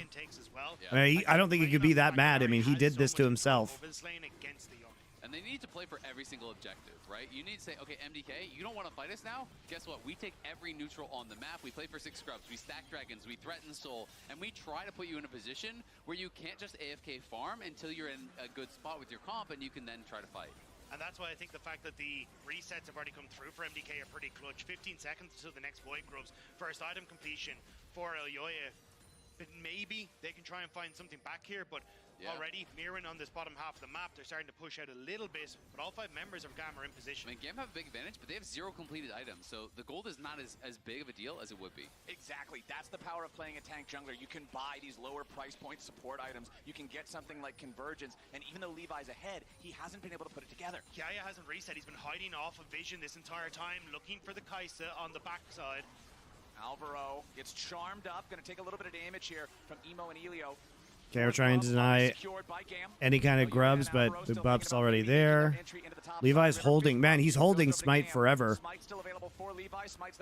Wow, he held Smite for the 6th scrub. Bold. Because Mirwin was getting plates and they couldn't get in to actually stop any pressure on towards Super, so Super couldn't really enter the fight. And from that position for Scout, he still had to control the mid wave. And I think that's why now, having this 6 Void Grubs is going to work out brilliantly for GAM. They're going to have the pressure from Emo, who can continue. Scowie being smart here, was walking forward, seeing if there's an angle for a plate. You can use the soul inbound for that, of course, but Ilio up towards top side, going to help Emo get a reset here, who should be sitting on a lot of gold, honestly. Yeah, he's sitting on 1,700 gold at this point in pocket on the RE, so wants to help him get this reset. Mega is nowhere in sight, so if he does overextend, it definitely could be an easy kill there. Okay, so we're talking about MDK needing to stop the game from continuing. Keeps marching forward. Yes, you're down 6 grubs, but the gold's not bleeding. But that's why I think MDK are playing so heavily down towards this bottom side. It's if you get a pick on Kiaya, you get the crash that wave, you get your resets mid until the Rift Herald. You're in a great position then on the map as they have to catch up. But MDK swing and a miss on the ultimate from Oyoya. They just want to try and keep these plays up while they have that timing window. Yeah, and I think what they were trying to do was similar to what they did in the first game. You know, even if you don't get a kill there, you're hoping you force cleanse, you're hoping you force flash, but Oyoya might have to flash himself. No, he's going to be okay. They didn't continue the trade. They qualified because the LEC format is dog shit. No, it's not the format's fault. G2 lost to them. The problem is that they lost to G2 and their winter placement, but their winter placement was enabled because Adam is a shithead and he got benched by BDS. They almost lost to BDS with a sub. All right. So if we're going to blame somebody, it's not, we don't blame LEC format, guys. We don't blame LEC format. You know who we should blame? Adam, who is a shithead. So it's shithead Adam's fault. It's shithead Adam's fault that MDK is at Worlds. There you go. Is pretty much just gone. Levi's in the area. It's going to be very tough for Mirwin to defend this. If Adam hadn't been a shithead, yes, they could move up towards the Rift. Probably MDK wouldn't be at Worlds. Still maybe putting a little bit of anxiety in their step as they don't want to fully play into a 4v5 with the TP advantage for MDK. But I think for GAM, you're happy as long as you can keep the wave shoved in. Oh, nice use of the Glacial Fissure there, but it ain't going to be enough. MDK in the 2v. Or in a way Adam would understand it, tête de merde. Getting a kill for themselves, finally striking back against GAM, but all the meanwhile, bottom lane, they get that tier 1 turret for Kiaya. Yeah, Elio has been really haphazard with his Braum shields. Like, he's been jumping in and just denying Qs for last hits on minions and things like this. And in this situation, it was a great buffer as we're going to see Supa. Oh, easy love! He's taking down Supa! Flexing those muscles, stepping up when he absolutely needs to, getting another kill for MDK. Big step up for... Sit down some vision. Now rotate Super did something, guys. To take out this tier 1 turret. Remember, the plates are gone. A demolished proc's going to do some good damage. Elyoya scoots in just in time to try to keep the turret protected, but the burn will take it anyway. Now Paranoia's popped off, and it looks like Alvaro could be in some trouble. The Fear Tether procs, they're trying to save him with the Glacial Prison, but it won't matter. Kiaya gets the kill on Alvaro, and now with a 5v4. And Alvaro's fucking running it, guys. The top side of the map for GAM.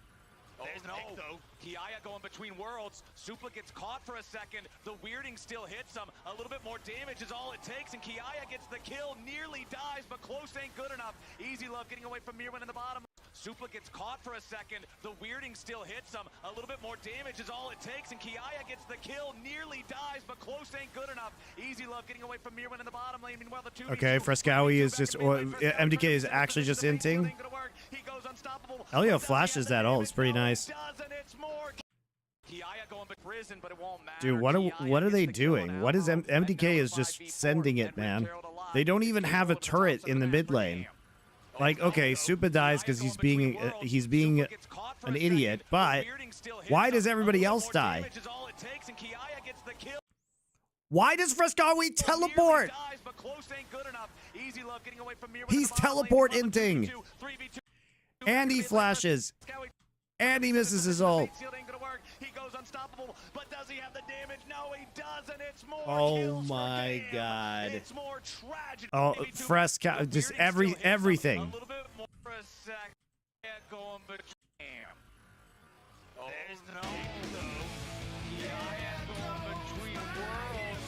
Super gets caught for a second. The weirding still hits him. A little bit more damage is all it takes. And Why are we TPing?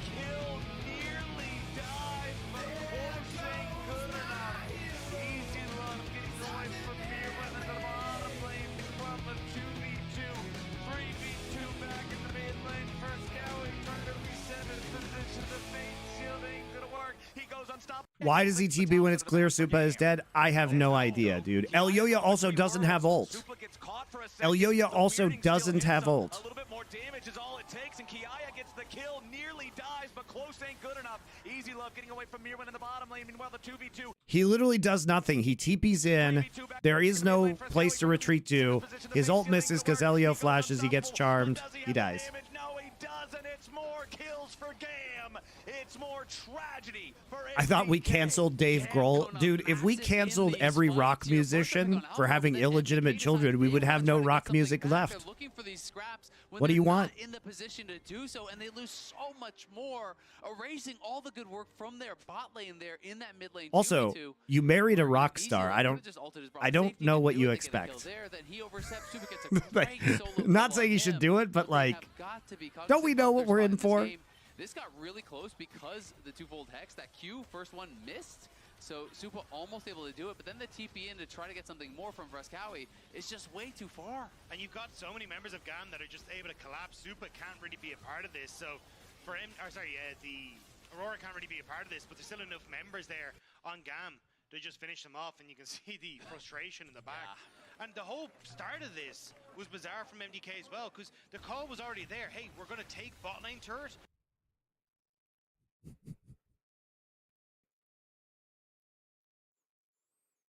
I also just liked his Instagram post, guys, because of the way he said it. He said like this: I've recently become the father of a new baby daughter born outside of my marriage.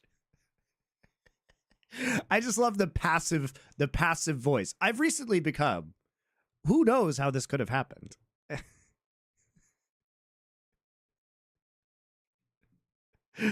I have recently become so funny. Takes a step too far forward. He gets caught. Then Supa overextends on the mid wave as well.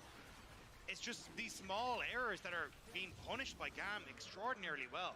Okay, so for MDK, they have finally claimed their first neutral objective of the game. 2-1 in turrets, 4,000 down in scale. Honestly, I think it's more than enough for now. You know, you're a 4,000 gold lead here. Unto me a daughter was given. Exactly right. To extend that gold lead even more. So I feel like compositional advantages don't really matter at all with this sort of a lead. So MDK are going to have to find some way to slow the pace of this game. I recently become inside another woman. Exactly. I tripped and fell into a woman. You know, Aurora, Ari, they're going to get like 0 from that almost. But that being said, I was just out walking and fell over, and suddenly my penis was inside another woman. You know, a hex tech or something like that. And the fact that GAM ejaculating, unprotected. Lineup can still play a factor if MDK can find a pick or GAM overextend, because I think that's the way that they really get back into this game. Like the wave and the push is still in favor of GAM. He's the one to agree with who agreed to monogamy with his wife. We don't know that. We don't know that. What are you talking about, dude? His wife could have given him a pass for some side hoes. You don't know. He may just have not been supposed to get them pregnant. You know what I mean? You never know. Side hoes and or girlfriends may have been allowed, just not impregnating them. Winners bite as Emo and Levi jump in, but Levi might just get punished. A beautiful glacial fissure trying to keep the jungler alive. Levi barely surviving, a little bit more damage from the glacial prison, just might kill him off, but Kiai is already on a rampage. Frescawi is down. Levi and Elio going to be traded though, as now it's dead bodies on both sides. 3 dead for MDK. It's about to be 4. Mirwin wants to fight back, but a little bit more damage as the spears start. Might just get punished. Trying to make a play for the tier 1 turret. Mirwin with a flash out. Does not want to be caught there with the last hit. I love Frescawi's positioning, man. if you It's like he doesn't know that there's an Ahri and a Nocturne in this game. It's like he doesn't know. He's like, maybe we should. MDK's like, maybe we should spread out, guys. Spreading out and fighting, you know, allowing them to get picks on our flanks. I like how he just TPs in and immediately sees him. He's like, oh shit. But unfortunately, the Nocturne ult is already channeled onto him, so it doesn't matter.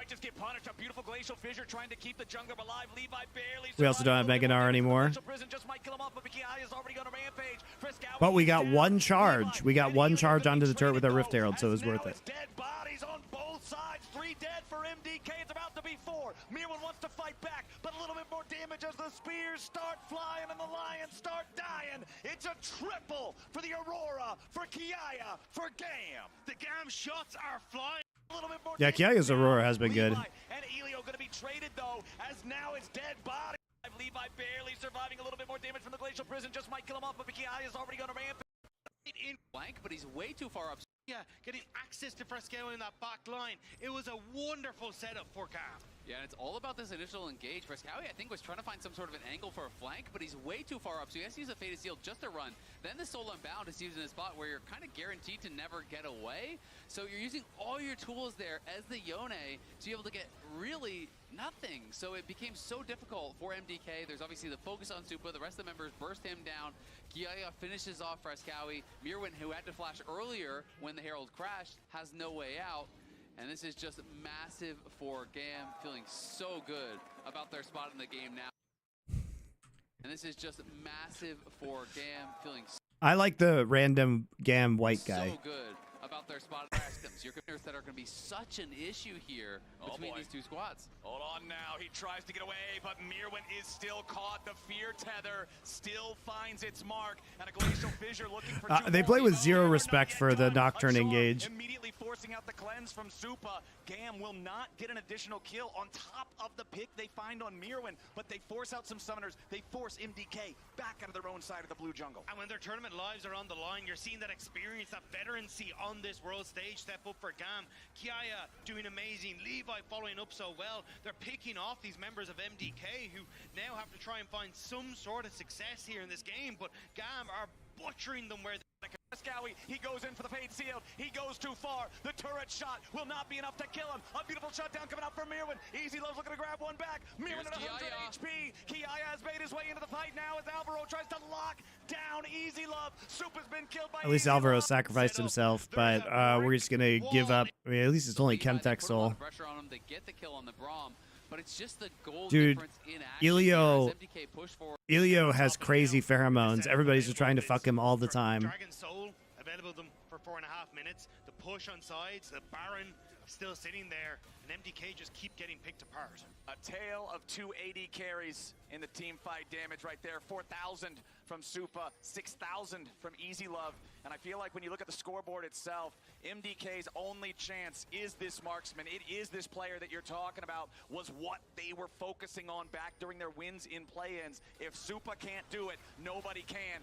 Alvaro now might be caught out as GAM again hard forced their way into the jungle of MDK for yet another kill on Alvaro. Well, this is so problematic because they spent nothing to get that kill, so now they're going to be able to start the Baron. They still have all their tools to turn here. Aurora ult is available, so is Nocturne ult, so is Ariel. Mirwin has the Narbar. He's ready to go in. Everybody is stuck in the pit. GAM going across worlds to try to find their way into the fight now, but Elio's already almost dead. Levi jump. So is Ariel. Mirwin has the Narbar. So trying to engage this without Alvaro. Immediately get Aurora ulted and stuck there. To try to find their way into the fight now. And we just Yone ult into Unbreakable, so it does nothing. Mirwin has the Narbar. He's ready to go in. Everybody is stuck in the pit. GAM going across worlds. Meanwhile, Emo just hunting down Supa in the back line. They immediately Nocturne ult him. He has to flash. And we just have free firing from Easy Love here. Mirwin can't use ult. Gets stun locked before he can actually Gnar. But Levi's ready to flash over the wall to slow. Alvaro's back up. Still 1,000 gold ahead. He is having damn good Shout out to GAM though. I like to see these minor region teams doing well. It makes Worlds a lot more interesting. And 7 Callista on the side of GAM. We've still got 80 seconds left on the bear. Scout just run or And what a story Good shit. here for the GAM team. I like Levi. All right, quick break, guys. I'm gonna try and power through these TL matches pretty quickly.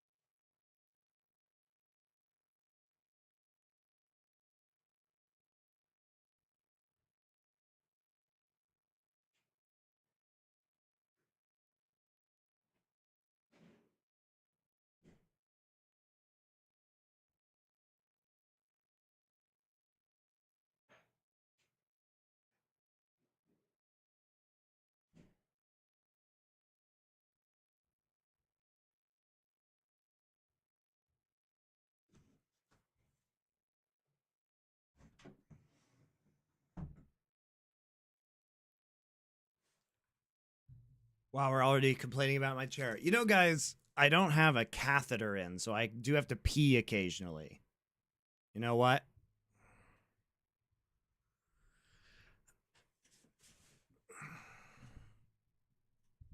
Three State Farm ads back to back. Well, just subscribe. You won't have that problem. So I I will say that things that are most important things to me in draft, aside from giving away Yone, the thing those shock slows is actually a negative because we're banning it on blue side, and to me in. Yeah, all right, Lucian ban against Titan. Like something with any sort. Of course, we get the Ziggs ban. Why are we're first picking Jax? Really? So good at Play Orianna. The rel for Core JJ. Okay, so they're playing the Kaisa because Yun has played it, but also because it can dodge out potentially of Nocturne. Well, If he gets onto the back line. It would Vayana. Well, That's nice to he's hear. definitely had most of his success. So they're trying to take away some of APA's champion pool here by taking out the Nico as well. That's the thing, is APA is kind of running dry on champs. Risky pick. All right, you can play Ahri, I guess. He's always played Ahri, to be fair, so. I'm pretty happy with it. I mean, I came in. They're playing a good pick composition. I mean, that's what this is for TL. It's a pick comp. You engage, and you can Kaisa ult in, right? You play around, collapsing on the side lane, so you can empower Jax in the split. Whereas this is a 5v5 wombo comp. I did ask our stats Not very good side laning, though, so TL has a pretty clear win condition. If Pain can actually get onto objectives and force fights there, they should have an advantage. Really soak experience here. This is incredible. Do you believe in dude wipes, or is it all marketing? I actually used one of those Manscaped wipes today. Yeah, counter-strike immediately, forcing because I didn't shower before I streamed. Sidesteps the Mystic shot, not farming the wave, but over the wall comes Umpty. Nice I didn't shower for you. Make sure that he King the flash vault breaker from Tyanitis. But to try and match, Core JJ has moved down to this bottom side though, so I'm curious if they're trying to set up another. So the Mando wipe, he still it has worked. That arcane shift. Looks like they're just worried. That safety for the crash here. APA taking the bad end and some trades here in mid lane from Jinkato. Obviously, he was in that 1v2, so you can expect him to be getting pushed in, as he did lose some health early on from that Gnar. But APA is going to have to go back to base and TP. Yep, Umpty just hanging around, making a quick pass through here as Scuttle Crabs are about to spawn on both sides of the river. Let's see. Pain Gaming does have their jungler down here in this bottom side, impacting Core JJ, both level 3. However, a 2v3 is not going to feel too great for him. Now with Karaoke at level 4. Curry doing a nice job flashing in for the pulverized headbutt. Impact has to try to escape on this one. Counter-strike, flashback over the wall. 150 HP left. Team Liquid's top laner gets away. I mean, surely they know where they're going to be jungling and that timing, right? 3.5 minutes for a full clear, clearing top to bot, and yet we are not responding to this play whatsoever. Little legs up there, whereas for TL, they just get to collect this entire wave. Core JJ's keeping him in check, and maybe even engage here. Just jumping in on Chiton, knowing that he has no flash, he's low on mana. It's not very easy for him to avoid that damage. And the other thing that's kind of a bit of an untold story so far is Force Summoner is just to not get a kill, and also he has TP, so immediately gets back into lane.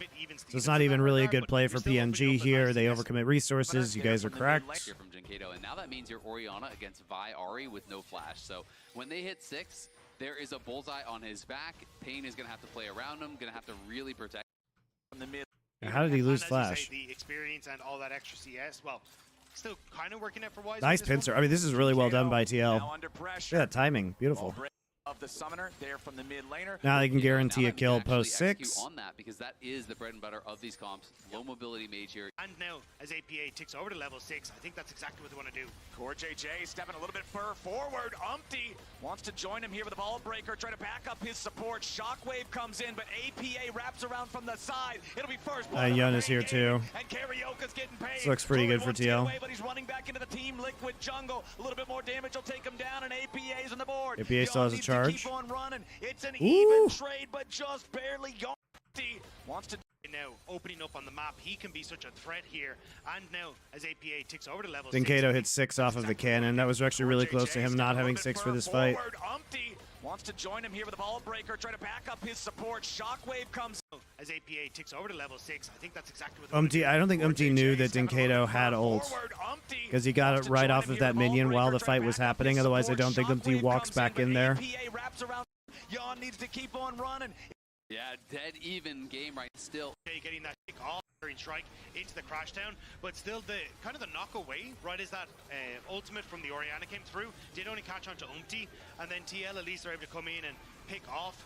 I think Empty didn't know that Ori hit 6. Mounts up to walk away, but that was very close to being a little bit more of a disaster. If that Yeah, also push it. I mean, that's bad communication from Payne as well, because you obviously don't want to punt Core JJ out if you know that the Ori ult is coming.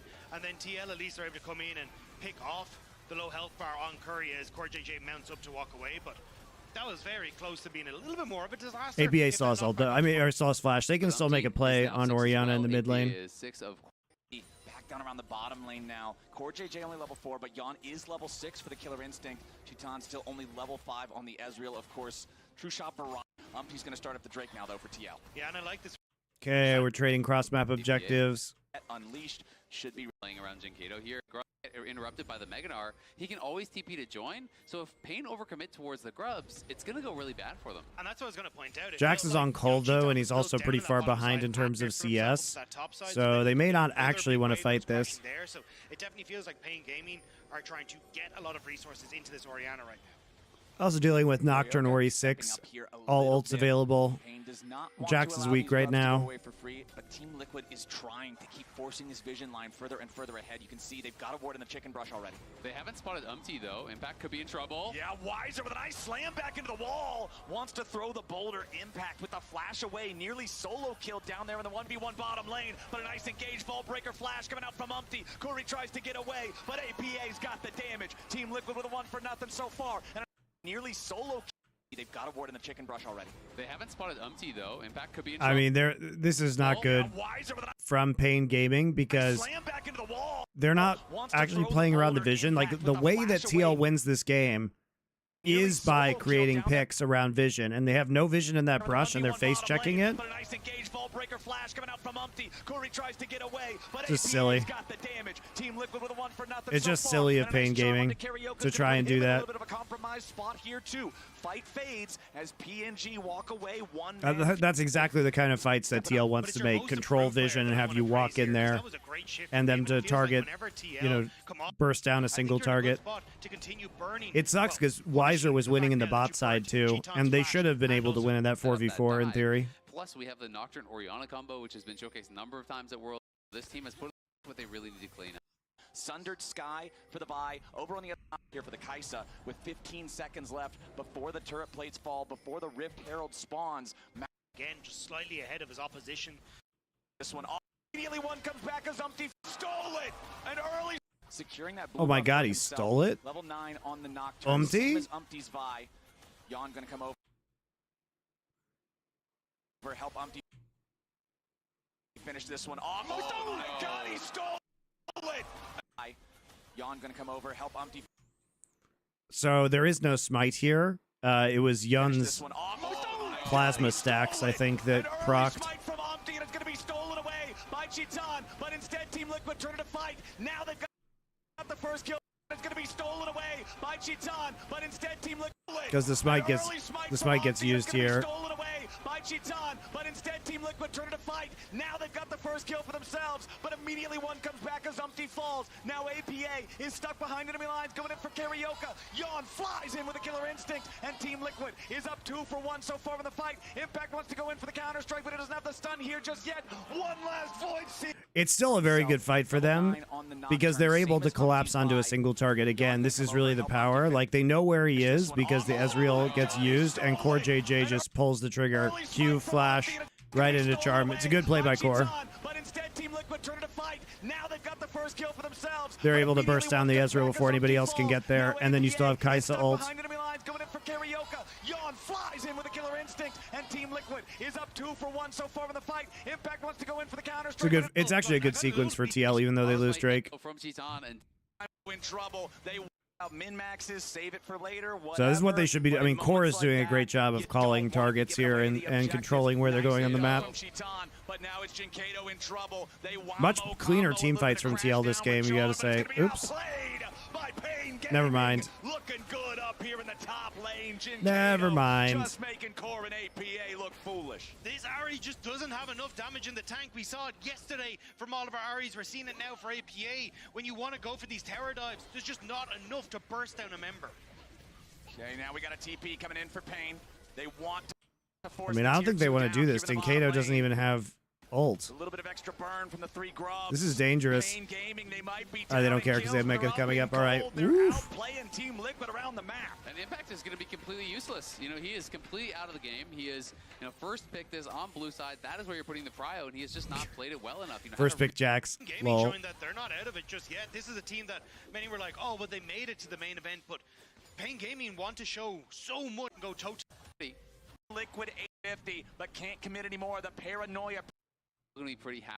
A nice side and guarantee yourselves a turret take. We're going to skip through this pretty quickly, guys. These are not the most important games. Yon, in fact, has been massive in this game thus far. I think he's played really well. As much pressure on Pain to fight for this as there might have been otherwise. APA immediately getting comboed by Curry. The Alistar threatening so much follow-up from the rest of Pain. APA forced to use the Spirit Rush. This could put TL in a really bad spot for this upcoming Drake fight. They might just need to surrender it. Yeah, they have to give it up. You know, APA just playing with fire there. Now going to Pain. APA forced as much pressure on Pain to fight. Now nearly 2,000 gold ahead of Chitan on this Kaisa is set up for success. Okay, 20 seconds until the Drake spawns. Now there's not nearly as much pressure misses Charm to fight for this as there might have been otherwise. APA immediately getting he misses Charm. I mean, even if he hits that Charm, Curry can just hit ult and then still combo him there. So it's just not a good. It's just not a good idea. Especially because Impact is trying desperately to farm topside right now and create some push. They should just give up this Drake and try and get Impact back in this game. Impact is going to push much of anything, which is what's going to happen, but only because APA like made a mistake. On the tower, so Impact will get a little bit of chip damage. Pull the gold. Why is he here by himself? Why is he here by himself? Closer, but they all left him to just try to solo it. Team Liquid does not want to allow Pain Gaming to get this for free. Karaoke's going to claim the Drake. He flashes away. He stays alive with about 200 HP. Pain retreating back to the mid lane, but at the same time, Impact is left free. And forcing them to actually contest, he has to use his flash, he has to use his ult, and Weiser had to leave top lane to walk back towards the fight because he was thinking there was a 5v5 going to break out. Impact got the top lane tier 2. That's actually huge for him. So much local gold. 1,000 gold. Now it's only a kill in the difference, and that can definitely change such a big factor. They're going to get mid turrets soon too, Team Liquid. Try and approach the map. A bit of threat on towards there, so I think Pain just struggling on the map state. This was something that was kind of touted for them. It's coming back to hurt them a little. All right, 21 minutes. Wombo combo, you draft these two champions for Vi and Ahri, wiping the Orianna off the map, applying more pressure to the bottom lane tier 2, while Core JJ and Yon keep the wave shoved up into the tier 1 in mid lane. Karaoke hovering between the two, but there's nothing to even do about this bottom lane. The tier 2 is deleted, and Team Liquid is 4,000 gold ahead. Yeah, that's a great play there from TL, knowing that Ahri they have been getting the best with this exact pull on AD. Another tower falls here. That's 5 taken off the map by TL as they're going to try to. TL just completely outplaying them now. Trying to put a little bit of threat on towards there, so I think Pain just struggling on the map. At least in terms of macro, they feel like they have to defend this tier 1. Of their domestic play was they were get off to these great leads. They had a strong early game. Pain Gaming trying to make sure they've got control of. This is a good play by TL, but this is what I'm talking about, attacking the side lanes. Like their 1-3-1 split is a lot better. And you can just use that Vi. You can use the Vi with the Jax or Vi with the Ahri to just create pressure. And then you can always threaten that the Kaisa is going to ult in as well. So TL is doing a good job of playing their composition. Shoved up into the tier 1 in mid lane. Karaoke hovering between the two, but. And on the other side, Jinkato lost his flash and died, so now it's feeling through to find out what he's towards that third item. He has been very accelerated. He's going towards that AP variant. I prefer it so heavily over just like full-on AD. Oof, last auto from the caster minion kills mid. Now they just have total control. They can push up into the jungle and start threatening Baron. This game, I'm expecting to get another fight for it. Curry and Karaoke trying to maintain the vision in their own red. All the extra vision that also just to make sure Team Liquid's not trying to sneak in early Baron. Maybe gonna find an angle here. We'll see if he gets spotted out. Curry could be in trouble. Yeah, Curry finds Yon, headbutts him back. Loses the aftershock there now. Immediately they jump on the Alistar. Unbreakable Will does not live up to the name. Yon goes on a rampage. Team Liquid with a free pick. They were trying to set up for the dragon that's about to spawn, hoping that maybe they could. I mean, what can you do? You need vision. Find an angle here. I mean, you could not be recalling in that brush. That's clear. He literally walks in there and then just starts recalling. Curry, no. Angle here. We'll see if he gets spotted out. Curry could be in trouble. Yeah, Curry finds Yon, headbutts him back. Loses the aftershock there now. Immediately they jump on the Alistar. Unbreakable will. Oh, and he flashes. Yikes. In either. That's... Going to be killed off as APA trying to step up and make them Wait, what? stop. Team Liquid, though, already have the Baron down to 3K. Karaoke trying to use the Nocturne ultimate. In either, at the very least, they're going to force Pain to step up and make them stop. So they drop Pink Ward in, which allows them to use Nocturne ult, which allows them to target somebody in the pit. And they're both at the back of the pit attacking a ward. So Karaoke has the ball on him, and they just get shockwaved. All right. Tries to get away. Karaoke still down to the pit. Yon needs to grab the damage. I can't believe they got this Baron. Going to go over to Team Liquid. Wiser still trying to fight, but Yon's going to outplay him, and Slick's already going to be killed off. They had no business. Teton, by the way, Teton is trolling. He needs to be in pit. He shouldn't be chasing a 1 HP Ari. He has to try to retreat now. CoreJJ going to cover that exit. There's only 2 men left alive on Team Liquid, and one of them has to die. It is unbelievable that they actually got that Baron. Really badly played by OMG and Impact. Like, of course the Nocturne has the ball on him. Really starting to pull back in this game. TL decided to just go for the flip here. Basically, AP is trying to... They get hit, both hit by Ezreal ult, and then there's the Nocturne ult into Oriole. But watch Teton, dude. Watch Teton. He E's over this wall to kill APA instead of Eing into pit. Dodging out with the ult, with the barrier, kills off Nocturne before Come he on, the man. and kills the Baron himself. Or this would have been an unmitigated disaster for TL. The fact that you get that damage on a Karaoke, like, he got... He flashed. Backline. Karaoke gets in there with Chiton's ultimate coming over the top. They burst out multiple members, and it's only thanks to the heroics of Yon here. Yeah, he flashed. You're right. He didn't have his E. He eased back into the pit. Kills the Baron himself. There's the E. Yeah, he had the E on cooldown. You're right. He flashed. Flashed to kill him. He could have just flashed into the pit though. But it was like basically panicked to be like, I'm about to die. Really bad. Really bad. PNG should have gotten that Baron. Really bad by everybody. Everybody sucked.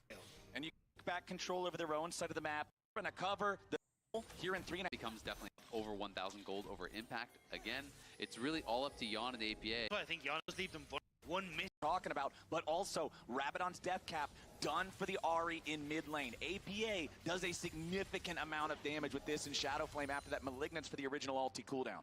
And Wiser just picked up his Wit's End and a Giant's Belt on top, so he is getting very tanky now at this point. That's Mertreads, that's Sterix. You really are going to struggle.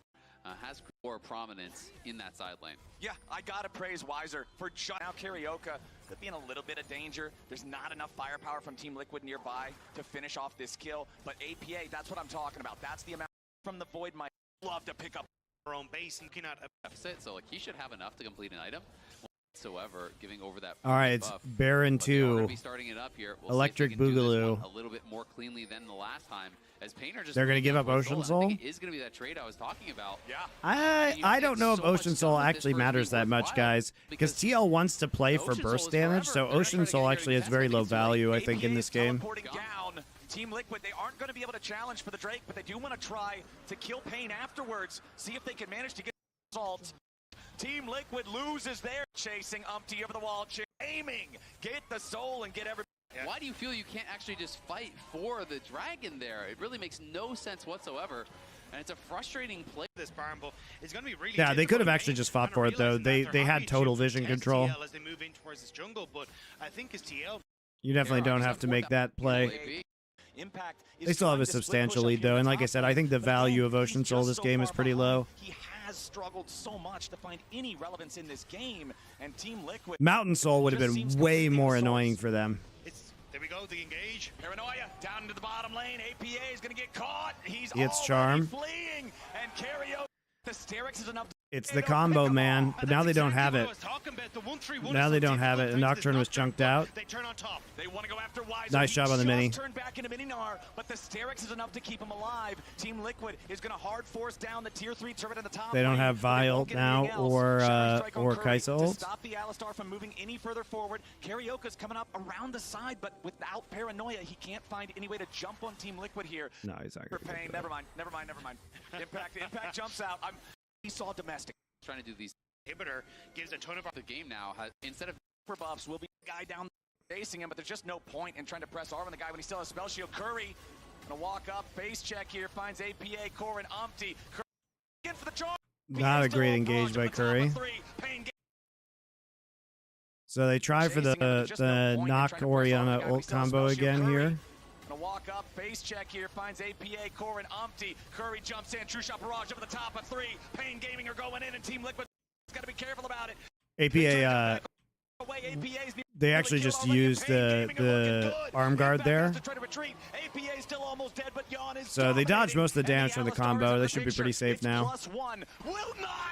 And they're still thinking about some more. APA's about to die. Nice charm. Back in for the charm, but Yon's ready to go with a killer instinct. Cheaton over the wall. Yon goes gone. This kid will not Liquid, and they're still thinking about some more. APA's about to die. He jumps back in for the charm, but Yon's ready to go with They know how to play this composition. Nice flash from Yon.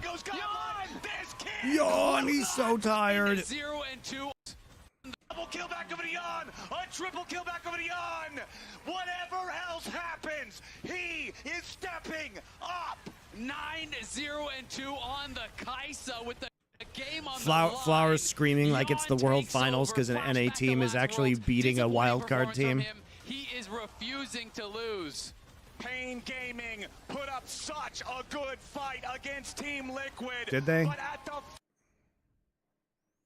I think maybe we don't, guys.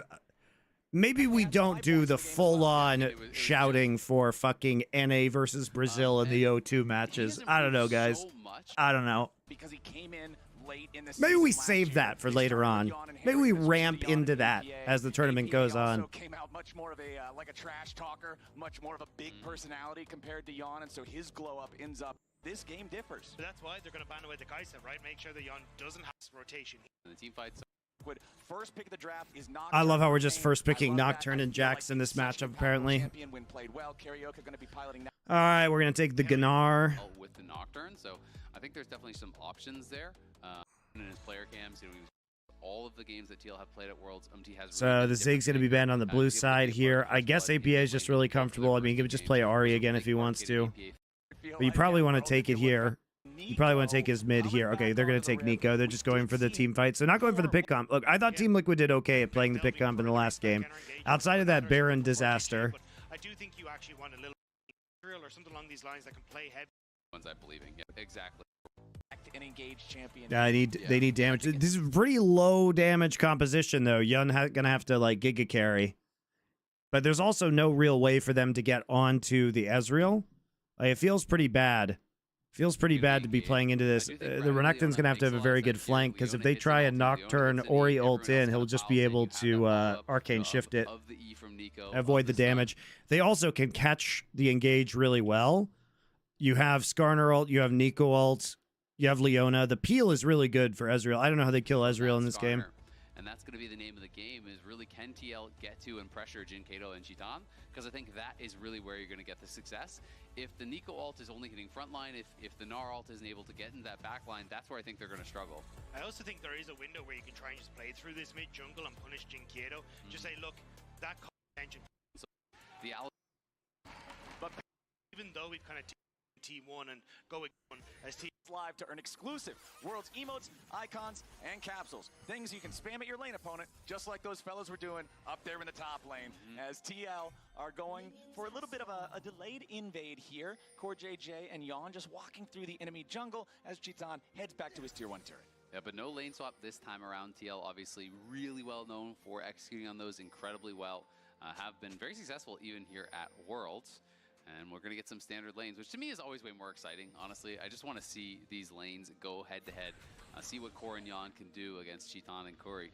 I am a fellow lane swap hater. Yeah. I appreciate your opinion, my friend. Summoning Inside is recording after this. It is recording in 6 hours from now. We'll be live in 6 hours. Ward kill there.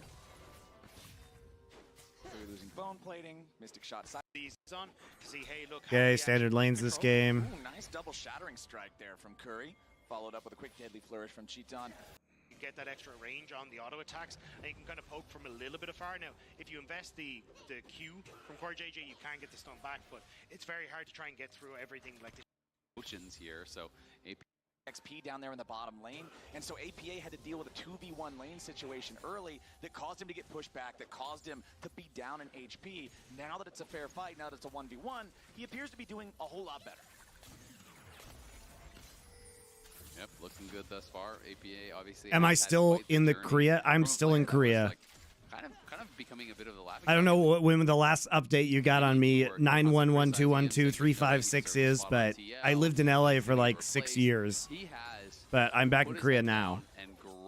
I've been back in Korea for about a year. That has really been one of the hallmarks of the entire TL team, and their improvement throughout this year has been how hard they have worked. We even saw Yike giving a lot of credit over to them, and talking about how he respects how much TL really has put in that work. As Zumpty, was looking for a potential angle on a dive, but will at the very least be able to steal away these Raptors. On the opposite side for Pain Gaming, this was supposed to be a squad that in theory was almost like a super team, bringing in Cheaton and Curry this year. This was the addition that everyone looked and said, oh yeah, Pain Gaming is going to MSI, but they couldn't quite get it right for spring. I was in Colorado in May for MSI. For them, and even now at Worlds, Cheaton and Curry have been having a great time. Well, hold on. I'll be moving to Colorado eventually, but I'm just chilling in Korea for a while. And I think it's also been really, really fun watching this extremely aggressive play style there, where he's looking for these 1v1s. He's trying to dash forward. He's trying to make space and create problems for the enemy team. Force them to try to look for some sort of ability to outplay him instead of just sitting back and waiting for a mistake. And we can see there he's able to force. The plan was to move to Denver several months ago. Yeah, but man, Korea's nice, and my kid's learning Korean, so we're not really in a rush to move back. Throwing out the Zenith Blade, forcing a flash from GAM. This is also really nice considering our mid laners are about half. As a Fort Collins resident, I approve. I'm from Fort Collins. I was born in Fort Collins. I grew up in Fort Collins. I'm not going back to Fort Collins, though. Yeah, it's also worth knowing that Umpty is going kind of that more scaling route here. He is going grass, which pretty much always means you go with the Heartsteel Sterix build. Yep. And that is much slower to turn on than kind of the other option, which some people just go Zeeks or Locket or those types of supportive items. But it does scale very well and can make you quite a bruiser in these later fights. Okay, Umpty flashing forward to slam Karaoke into the wall. APA comes in with a Pop Blossom and finds two. Core JJ is going to die, but APA is going to get first blood on Karaoke first. Team Liquid continuing the Umpty flashing forward to turn on than kind of the other option, which some people just go Zeeks or Locket or those types of supportive items. But it does scale very well and can make you quite a bruiser in these later fights. Okay. So he basically Umpty flashes because he can't draw out the spell shield. Looks like from Nocturne right here, so he wants to guarantee the hit. He tries to use his W to like scare the spell shield out of him, but it doesn't work, so he has to flash E in order to guarantee the stun. However, they stack up again. There you go.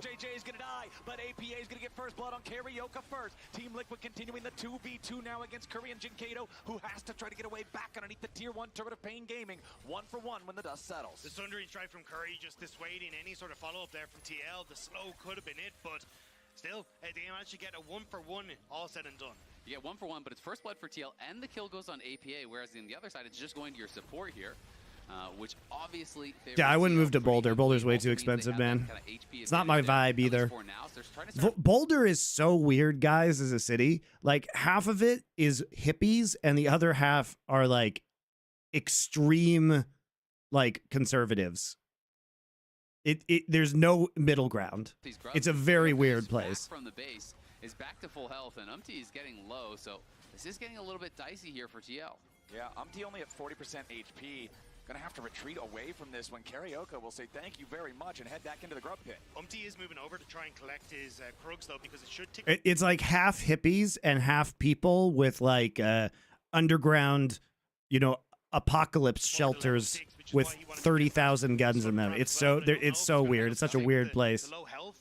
Impact has Mega, so I think they want it. Yeah, Impact has Meganar and Flash. Meanwhile, Cheaton in some trouble down here in the bottom lane. Core JJ just going to immediately find the shield at Daybreak. Follows Cheaton underneath the turret. It's another 1-for-1 trade, but the money's on Yawn, so Team Liquid's going to call that one worth. Yeah, they're definitely going to call that one worth, and we'll see how much farm it does end up getting denied. Of course, the wave is crashing on TL's tower right now, so Cheaton not losing out too much. But the biggest story is that he loses both his summoners there, so he's going to be very vulnerable in these subsequent fights here, as GAM getting quite low, but does have Curry covering him, just like he did in game number 1. They should give Dragon to Umpty, though. You can see him moving out of base and immediately move down to this bottom side.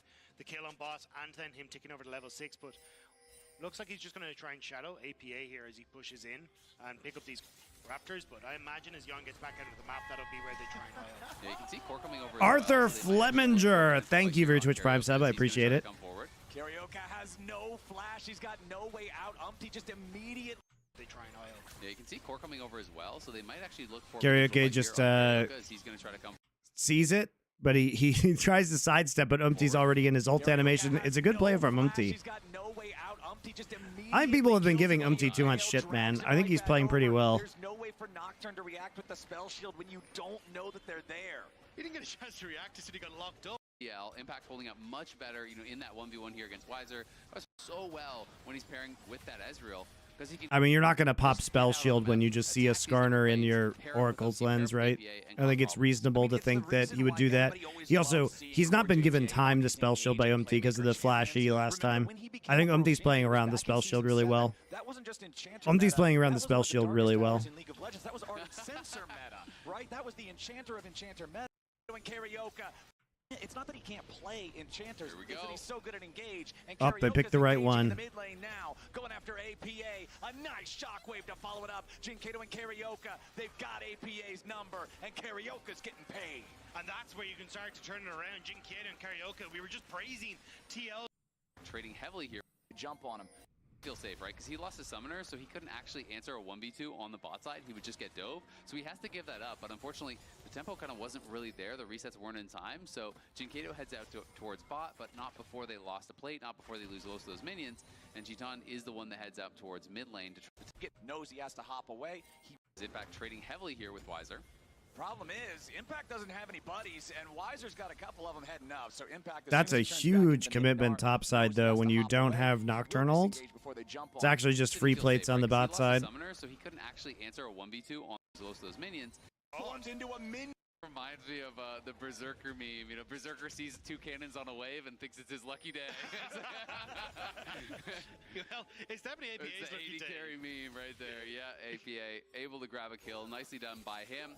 You got to count those minions. You have to be so careful about it. It's one of the most frustrating things about Nico is you kind of have to play this mini game the entire game. If Nico's not on the map, you've got to be watching for those potential plays, and you can see he's actually shifted over. Before they lose most of those minions. Oh, I missed a kill. Sorry, guys. Is the one that heads out towards back to the minion. Try to collect that.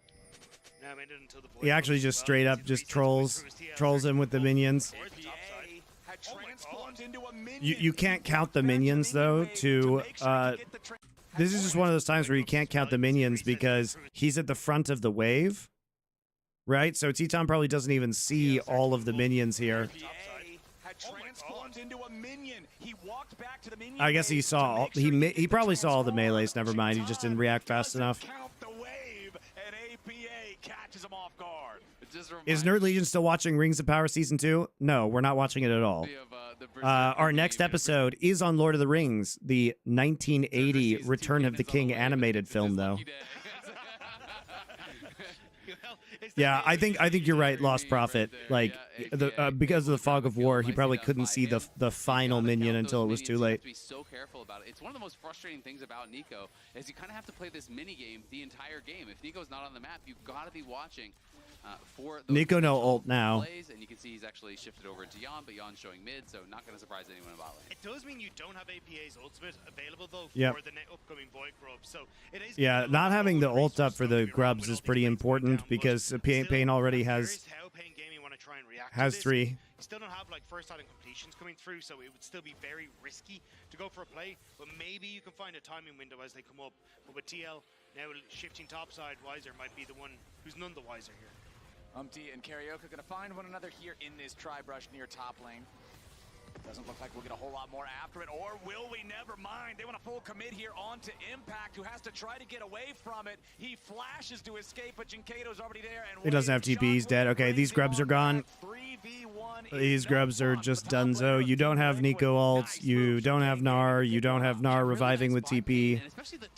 You just give it up. Just give it up. If they can get 6 grubs, this would be massive. So Umpty wants to try to stay away and see if he can at least steal 1. Exactly. Just smite the one grub, keep him away from 6. First one already goes over to Pain. Umpty and Core JJ, they know they can't get any closer. Jinkato is still up there. Impact is still dead. There's no real way for Impact has no TP. This, but Yon Umpty and Core are still moving closer. That last grub, it's very low. It's still trying to fight. Umpty now in the middle of 4. What's he doing? Liquid going way too far forward. Weiser's already killed Umpty. TL Nico has ult now, at least. for the grubs here. All 6 go over to Pain Gaming anyway. All right, MT, just walk into that, okay? Whatever. Pop Blossom, but it's too little, too late. Pain Gaming get the I don't know what he thought he was going to accomplish there. TL end up giving To answer that, so I think we'll use that 6 grub buff and keep control over mid. TL looking to pick up Weiser, return the favor here on the top laner. APA and Umpty working together again. Flash out from Weiser to avoid the angle into the wall from Umpty, but a nice use of the Impale drags the Croc back into the Pop Blossom, and there's your enough space to potentially get out, but he flashes then ease, so ends up being a situation where they're able to chase him down. Now though, Pain trying to look for a top side play. You can see Jin's even moving up. Karioka, after Impact, knocks him down to half HP. Deadly Dude, Impact is having the stinker of a series. Has a wave to give him the extra distance and the hop away. So you've got Karioka and Jinkato trying to knock down the tier 1 turret. Meanwhile, Dragon secured by TL. No steal away this time. Flourish would naturally. TL could look to potentially sneak this away, but I don't know how confident they are on where Pain Gaming are on the map. And look at the gold advantage here for APA. Very ahead once again, like last game, even more so this game. Has the Storm Surge, going to be working towards that Proto Belt, so will have a very strong damage. You miss it, they all End up moving down to pick up blue buff. Core JJ was trying to sync up with Umpty, but he was clearing out his camp, so Impact needs to be the one that draws members. Lose excess HP. So that Summoner spell is down for this Rift Herald fight if Pain decide to fight for it. Rift Herald's already going to be started here by Team Liquid. They are on top of a ward that has not been cleared, so Pain Gaming know what's going on. They're using the TP. They want to bring Okay, TP coming in. They want to fight for this. Impact nowhere near Mega. From Curry doesn't really find a whole lot of anything. Weiser off to the side. Karioka jumping in the middle. That's what I'm talking about, though. This is why it's really hard to get onto this Ezreal. So they tried to combo again. Nocturne, Ori ult, but they can't actually kill Yun. Nice. Nice Impale. Weiser from the other side, going in, looking for the angle for the pincer attack on Yon. Core JJ barely getting away, a double kill back to APA. I think it's very hard for Pain Gaming to actually kill the Ezreal. But there's 3 dead on both sides. That was such a close fight. I think it was a good call from Pain Gaming to realize that APA in marking Weiser wasn't there for the big ultimate, but as soon as APA targeted. So yes, it is a threatening ult that comes over here. They try to find this combo, but the first kill is actually claimed before Nico ultimate even lands, and the second kill is flashed out of here. Like, it only lands on nothing, right? So yeah, it looked like it was going to be a lot, but the first kill, yeah, but still, credit to the Pain carries. They stay safe here. Chiton, as well as Jinkato, they're not really targeted. So yes, it is a threatening ult that comes over here. They try to find this combo, but the first kill is actually claimed before Nico ultimate even lands, and the second kill is flashed out of here. Like, it only lands on nothing, right? So yeah, it looked like it was going to be a lot, but look at Chiton over there, look at Jinkato over here. Also, clever little play there from APA. Utilize the clone to try to put it in Chiton's face and block the angle for the Jin ultimates. A lot left. And look at Impact. He still has flash, he still has air on the scar, but Weiser available here. Meganar is going to expire. Pain had vision on that, so maybe they're going to look for a fight. Core sees them though. Herald is low, but it ain't dead yet. Paranoia popped. Rift Herald still at about 2k. TP. A lot of damage comes out. Combo again. This time it actually hits Yun, though. On that, so maybe they're going to look for a fight. Core sees them though. Herald is low, but it ain't dead yet. Paranoia popped. Rift Herald still at about 2k. So he E's again this time, but he actually can't get out. He could have flashed there.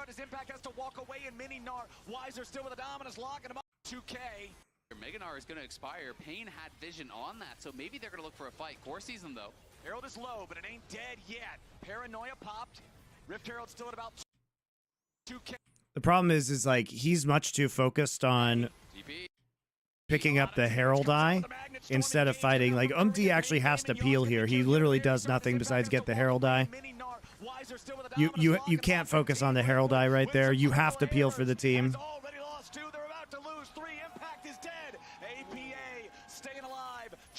They're still with the Dominus, locking them up, and Team Liquid with some critical errors has already lost 2. They're about to lose 3. Impact is dead. APA staying alive just a little bit longer. He's trying to hold the line. He goes in. Oh! Blossom. He wants He still had his ult. But everybody else else is already dead. There's no follow-up, and Umpty whiffs the Orianna and the Nox in this kit here. So they get straight in on Dion. They lock him up fully. Yes, he had flash. APA is pretty good. I mean, he did lose them games. Not this game, not the last game, but he was pretty bad in their first 2 games. Also great TP ward for Wiser, right? Ends up zoning APA away from a lot of that. And Also, looking good versus Brazil is not very important. And then at the very end there, APA turning into the minion. Yes, he turned to the minion to die. He took less damage from the 4th shot. Nice heads up play, but it's kind of a very by turning to a minion. Switching to a minion to save his, it didn't save his life. He's full HP, guys. Also great TP. His HP bar shows the HP bar of the dead Ezreal. Because look, when he transforms back, he has nearly, it caused him to take less damage. He did trade it with Chitan, so Chitan is not having that flash now as he went for that ultimate, as they were sieging that mid lane tower. Gold very, very even here. TL do have that 2 dragon lead right now. It is going to be another Ocean Soul game, but Pain is first to the area. And you can see both the TL jungle and top are up towards that top lane. So it's just going to be a trade, and they're going to see if they can get 1 or maybe even 2 towers here. Yeah, I think they're fishing for the tier 2 because Jin Kato already securing that. Surprise Impact doesn't have it. It's straight into the turret, to be honest. Yeah, it would have been a lot faster for sure, but they will at least get that second charge. We'll see if they can finish it off, but Impact did just use his hop to actually just for the attack speed. Yeah. Now he doesn't have it. Now Impact's in some serious trouble. CoreJJ wants to step up and help him, but Impact's gonna die before he can even. So the reason why Impact is using the hop aggressively here is he's trying to cross map, and he thinks that Yun stole it. Oh my God! What is going on? Tragedy after tragedy. Yun stole Drake. So let's talk about what's happening here. So first off, the Nocturne is over here. Now they think they're doing Drake, which is why Impact is trying so desperately to take this turret, because he thinks he's cross mapping. But the real question is, how does the Ezreal steal the Drake? Ezreal stole the dragon. It's the Embers. No way. It's deja vu. We're back in the same Yon spot stole we the were. dragon. Wow. There ain't no way. It's easy engage. This is actually massive. So again, He literally has Smite. He's just being greedy. yeah, just Smite was available. And sometimes the Spectre client is wrong, but if it was up, that's It's not. It was up. Away, man. Let's get that second charge. We'll see if they can finish it off, but Impact did just use his hop to actually just for the attack speed. Yeah. Now he doesn't have it. Now Impact's in some serious trouble. CoreJJ wants to step up and help him, but Impact's gonna die before It was up. Watch. Smite's up right there. Tragedy after tragedy for Impact. As now, Chitan grabbing another kill on CoreJJ. He goes and smites one of his. He smites his Krugs. That is fucking terrible. Like karaoke. But this is the steal, and this is actually massive. So again, yeah, just Smite was available, and it went completely. User Sterix gauge completed on the Renekton. Renekton with Sterix versus Renekton without feels like an entirely different champion in the team fight because you can full any Meganar. It's nice ult over the wall. Nice impale from Umpty to find Curry there. Drags him back over the other side. Yon wants to follow and gets the kill. Now Team Liquid looking for a little bit more. They force the flash. Meganar, it's nice ult over the wall. Massive space creator, this massive disruptor that everybody on the enemy Renekton without feels like an entirely different champion in the team fight because you can. Shout out to Captain Flowers, by the way. I really appreciate his diction. He says, so this is just good speaking, guys. He says because instead of because, right? So you can really hear his words. Like an entirely different champion in the team fight because you can full. That's very good diction. Massive space creator, this massive disruptor that everybody on the enemy team has like technical speaking skills.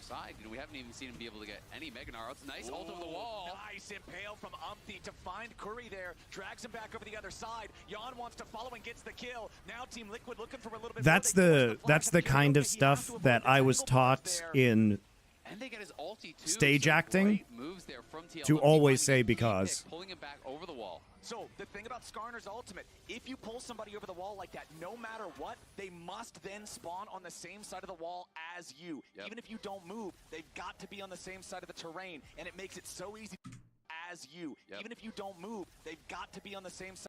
You'll also notice that he says got to be instead of gotta be, right? These are things that you're taught, especially in acting. Got to be, or got to, not gotta. Side of the terrain, and it makes it so easy to follow it up with the immediate wall slam after they layer the CC. Yawn is fearless, hopping over to follow it up with the damage, and Team Liquid get a really needed pick. I didn't know you played a lot of Skarner. Oh yeah, you know, I dabble. Okay, yeah. If you would talk about pre-tournament expectations, nice juke by APA there. Goes the opposite way he would expect with the clone. But if you would talk about pre-tournament expectations and tell someone before the tournament started that Pain would not only qualify to Swiss, but would be pushing Team Liquid to the brink in a best-of series, you would be blown away. And they definitely have a lot to be proud of. Fortune Kato, who is 2-0-7 on the Orianna, by the way. Really good performance on that champion. Easy here just yet. Again, Azale, you mentioned Okay, looks like we are just heading into Soul territory. I can't believe Team Liquid got such a break by being able to steal that one Drake. I mean, that could actually just be the straw that breaks PNG's back. No shot. I refuse to believe. Umpty swooping around from the side there. Finds Curry. A little bit more damage without the tangle barbs connecting from APA. They're chipping him right now so that he doesn't have time to recall potentially, because we're not seeing, we aren't seeing the Warmogs first anymore, so that damage actually sticks when he has the Zeke's convergence. And I think that was one of the things that TL struggled with in some of their earlier games, where they'd get a chunk and they feel like, we need to get more, we need to get a kill, we need to finish them off. It's okay to just maintain position, control an area around the dragon, get a chunk, and use that to try to play for the objective. And we can see Impact here up on the top side. Was in Mega just recently, so he has no Gnar bar. So even if he TP's in, he's not going to be much of a threat. TL needs to slow play this and buy time for Impact. Great play from APA, though. He's completely out of vision. There is very few wards behind, so he could get a great flank position. All right, Dragon's already at half HP. Impact going back to base right now. Clone from APA sent forward on top of the Dragon's position, as now Impact is ready to join the team, but he is mini Gnar. He has Steric's Gauge now purchased. Wiser could be in some danger, already down to half HP, has to take the blast cone back over the wall. Paranoia used, but Karaoke makes no engage. The Drake secured by Pain Gaming, but now they gotta try to get away. Jinkato is inside. Umpty's Skarner R, or Skarner E comes up short. Pain Gaming on the run. Team Liquid, they force. All right, this should turn into Baron though. Like they had to, you know, this is one of those knock-on effects, because basically Karaoke had to get in there in order to take that Drake, otherwise they get Soul. But in doing so, now he has to die, which means that the Baron goes. Whoops. There's a whoopsie. APA gets hit, which allows the Jin W. He gets hit by Ori Ball, which allows the Jin W to proc on him, and then he just ults and dies. Well, he doesn't die, but it doesn't matter. Great TP from APA in the end. Flawless. The Renekton is surviving for an incredibly long time, and he goes on a rampage as Yawn dies. We probably didn't need that TP slash ultimate when you think about it. Dicey on the exit. Yeah, definitely dicey there. Rocket fell forward, he can't flash in for the kill. The big one, though, is the fact that he got out the shockwave. They tried to hold him in place, so here we go. We're not done, boys. Umpty jumping in there, trying to protect his mid laner, as it looks like the first turret is already down, and they aren't done yet. Pain Gaming pass as well, and more difficult. Lost that in that previous play. You know, TL do still have Baron on a couple here, and we'll see if they can get anything from this. But so far, that Rebel Baron power play, that's negative 700 gold for TL. Pain have pulled this classic negative 700 power play, lose your mid turret, die a bunch. Still has to be that Dragon Soul, as Umpty could be in a tough spot. Finds the impale onto two. APA ready to follow up. Team Liquid providing the firepower. Umpty Steric's Gauge gonna proc, so now he's gonna be feeling pretty good. Wiser stuck. Nobody can kill. The real issue here again is that nobody can kill Ezreal. Oh, they got onto him. But I was way too late. There was not enough follow-up damage. APA's wrapping around to cut off the escape route mid lane. Liquid show up huge in that fight, and they're gonna probably just try to end it hard, but they will ultimately. All right, that wasn't so terrible from Team Liquid, guys. That wasn't so terrible. I've seen more terrible games of League of Legends. All right, so next round of games. Hopefully, this is the beginning of D+'s downfall. We want to see Top qualify. That'd be good. I'd love to see Hanwha qualify. Love to see T1 qualify. Or G2. I mean, if there's an upset there, at least we get the G2 T1 rematch. That's actually very exciting based on the games that have already happened this year. Hopefully, BLG makes it, but it would be funny if they lost. I hope Fnatic, they just die. I hope Fnatic just dies right here. Weibo, I don't like you. You haven't been playing well, but please just kill Fnatic. And Team Liquid, let's go. Let's get out of this. Let's get out of this part of the tournament. We will, guys, be doing more games. I won't be streaming tomorrow because there aren't any games, but day after that, we will be kicking it off again, or in a couple days. It'll actually be Friday my time, so next couple of days there will be no streams because there aren't any games. And then Friday, I will be doing these 2 best of 3s, right? And Saturday, I'll be doing these 2 best of 3s, and then Sunday, I'll be doing these 2 best of 3s. So we will wrap up the Swiss stage. Summoning Insight is happening in 6 hours. Power Spike is tomorrow at about that same time. So I will catch you guys later.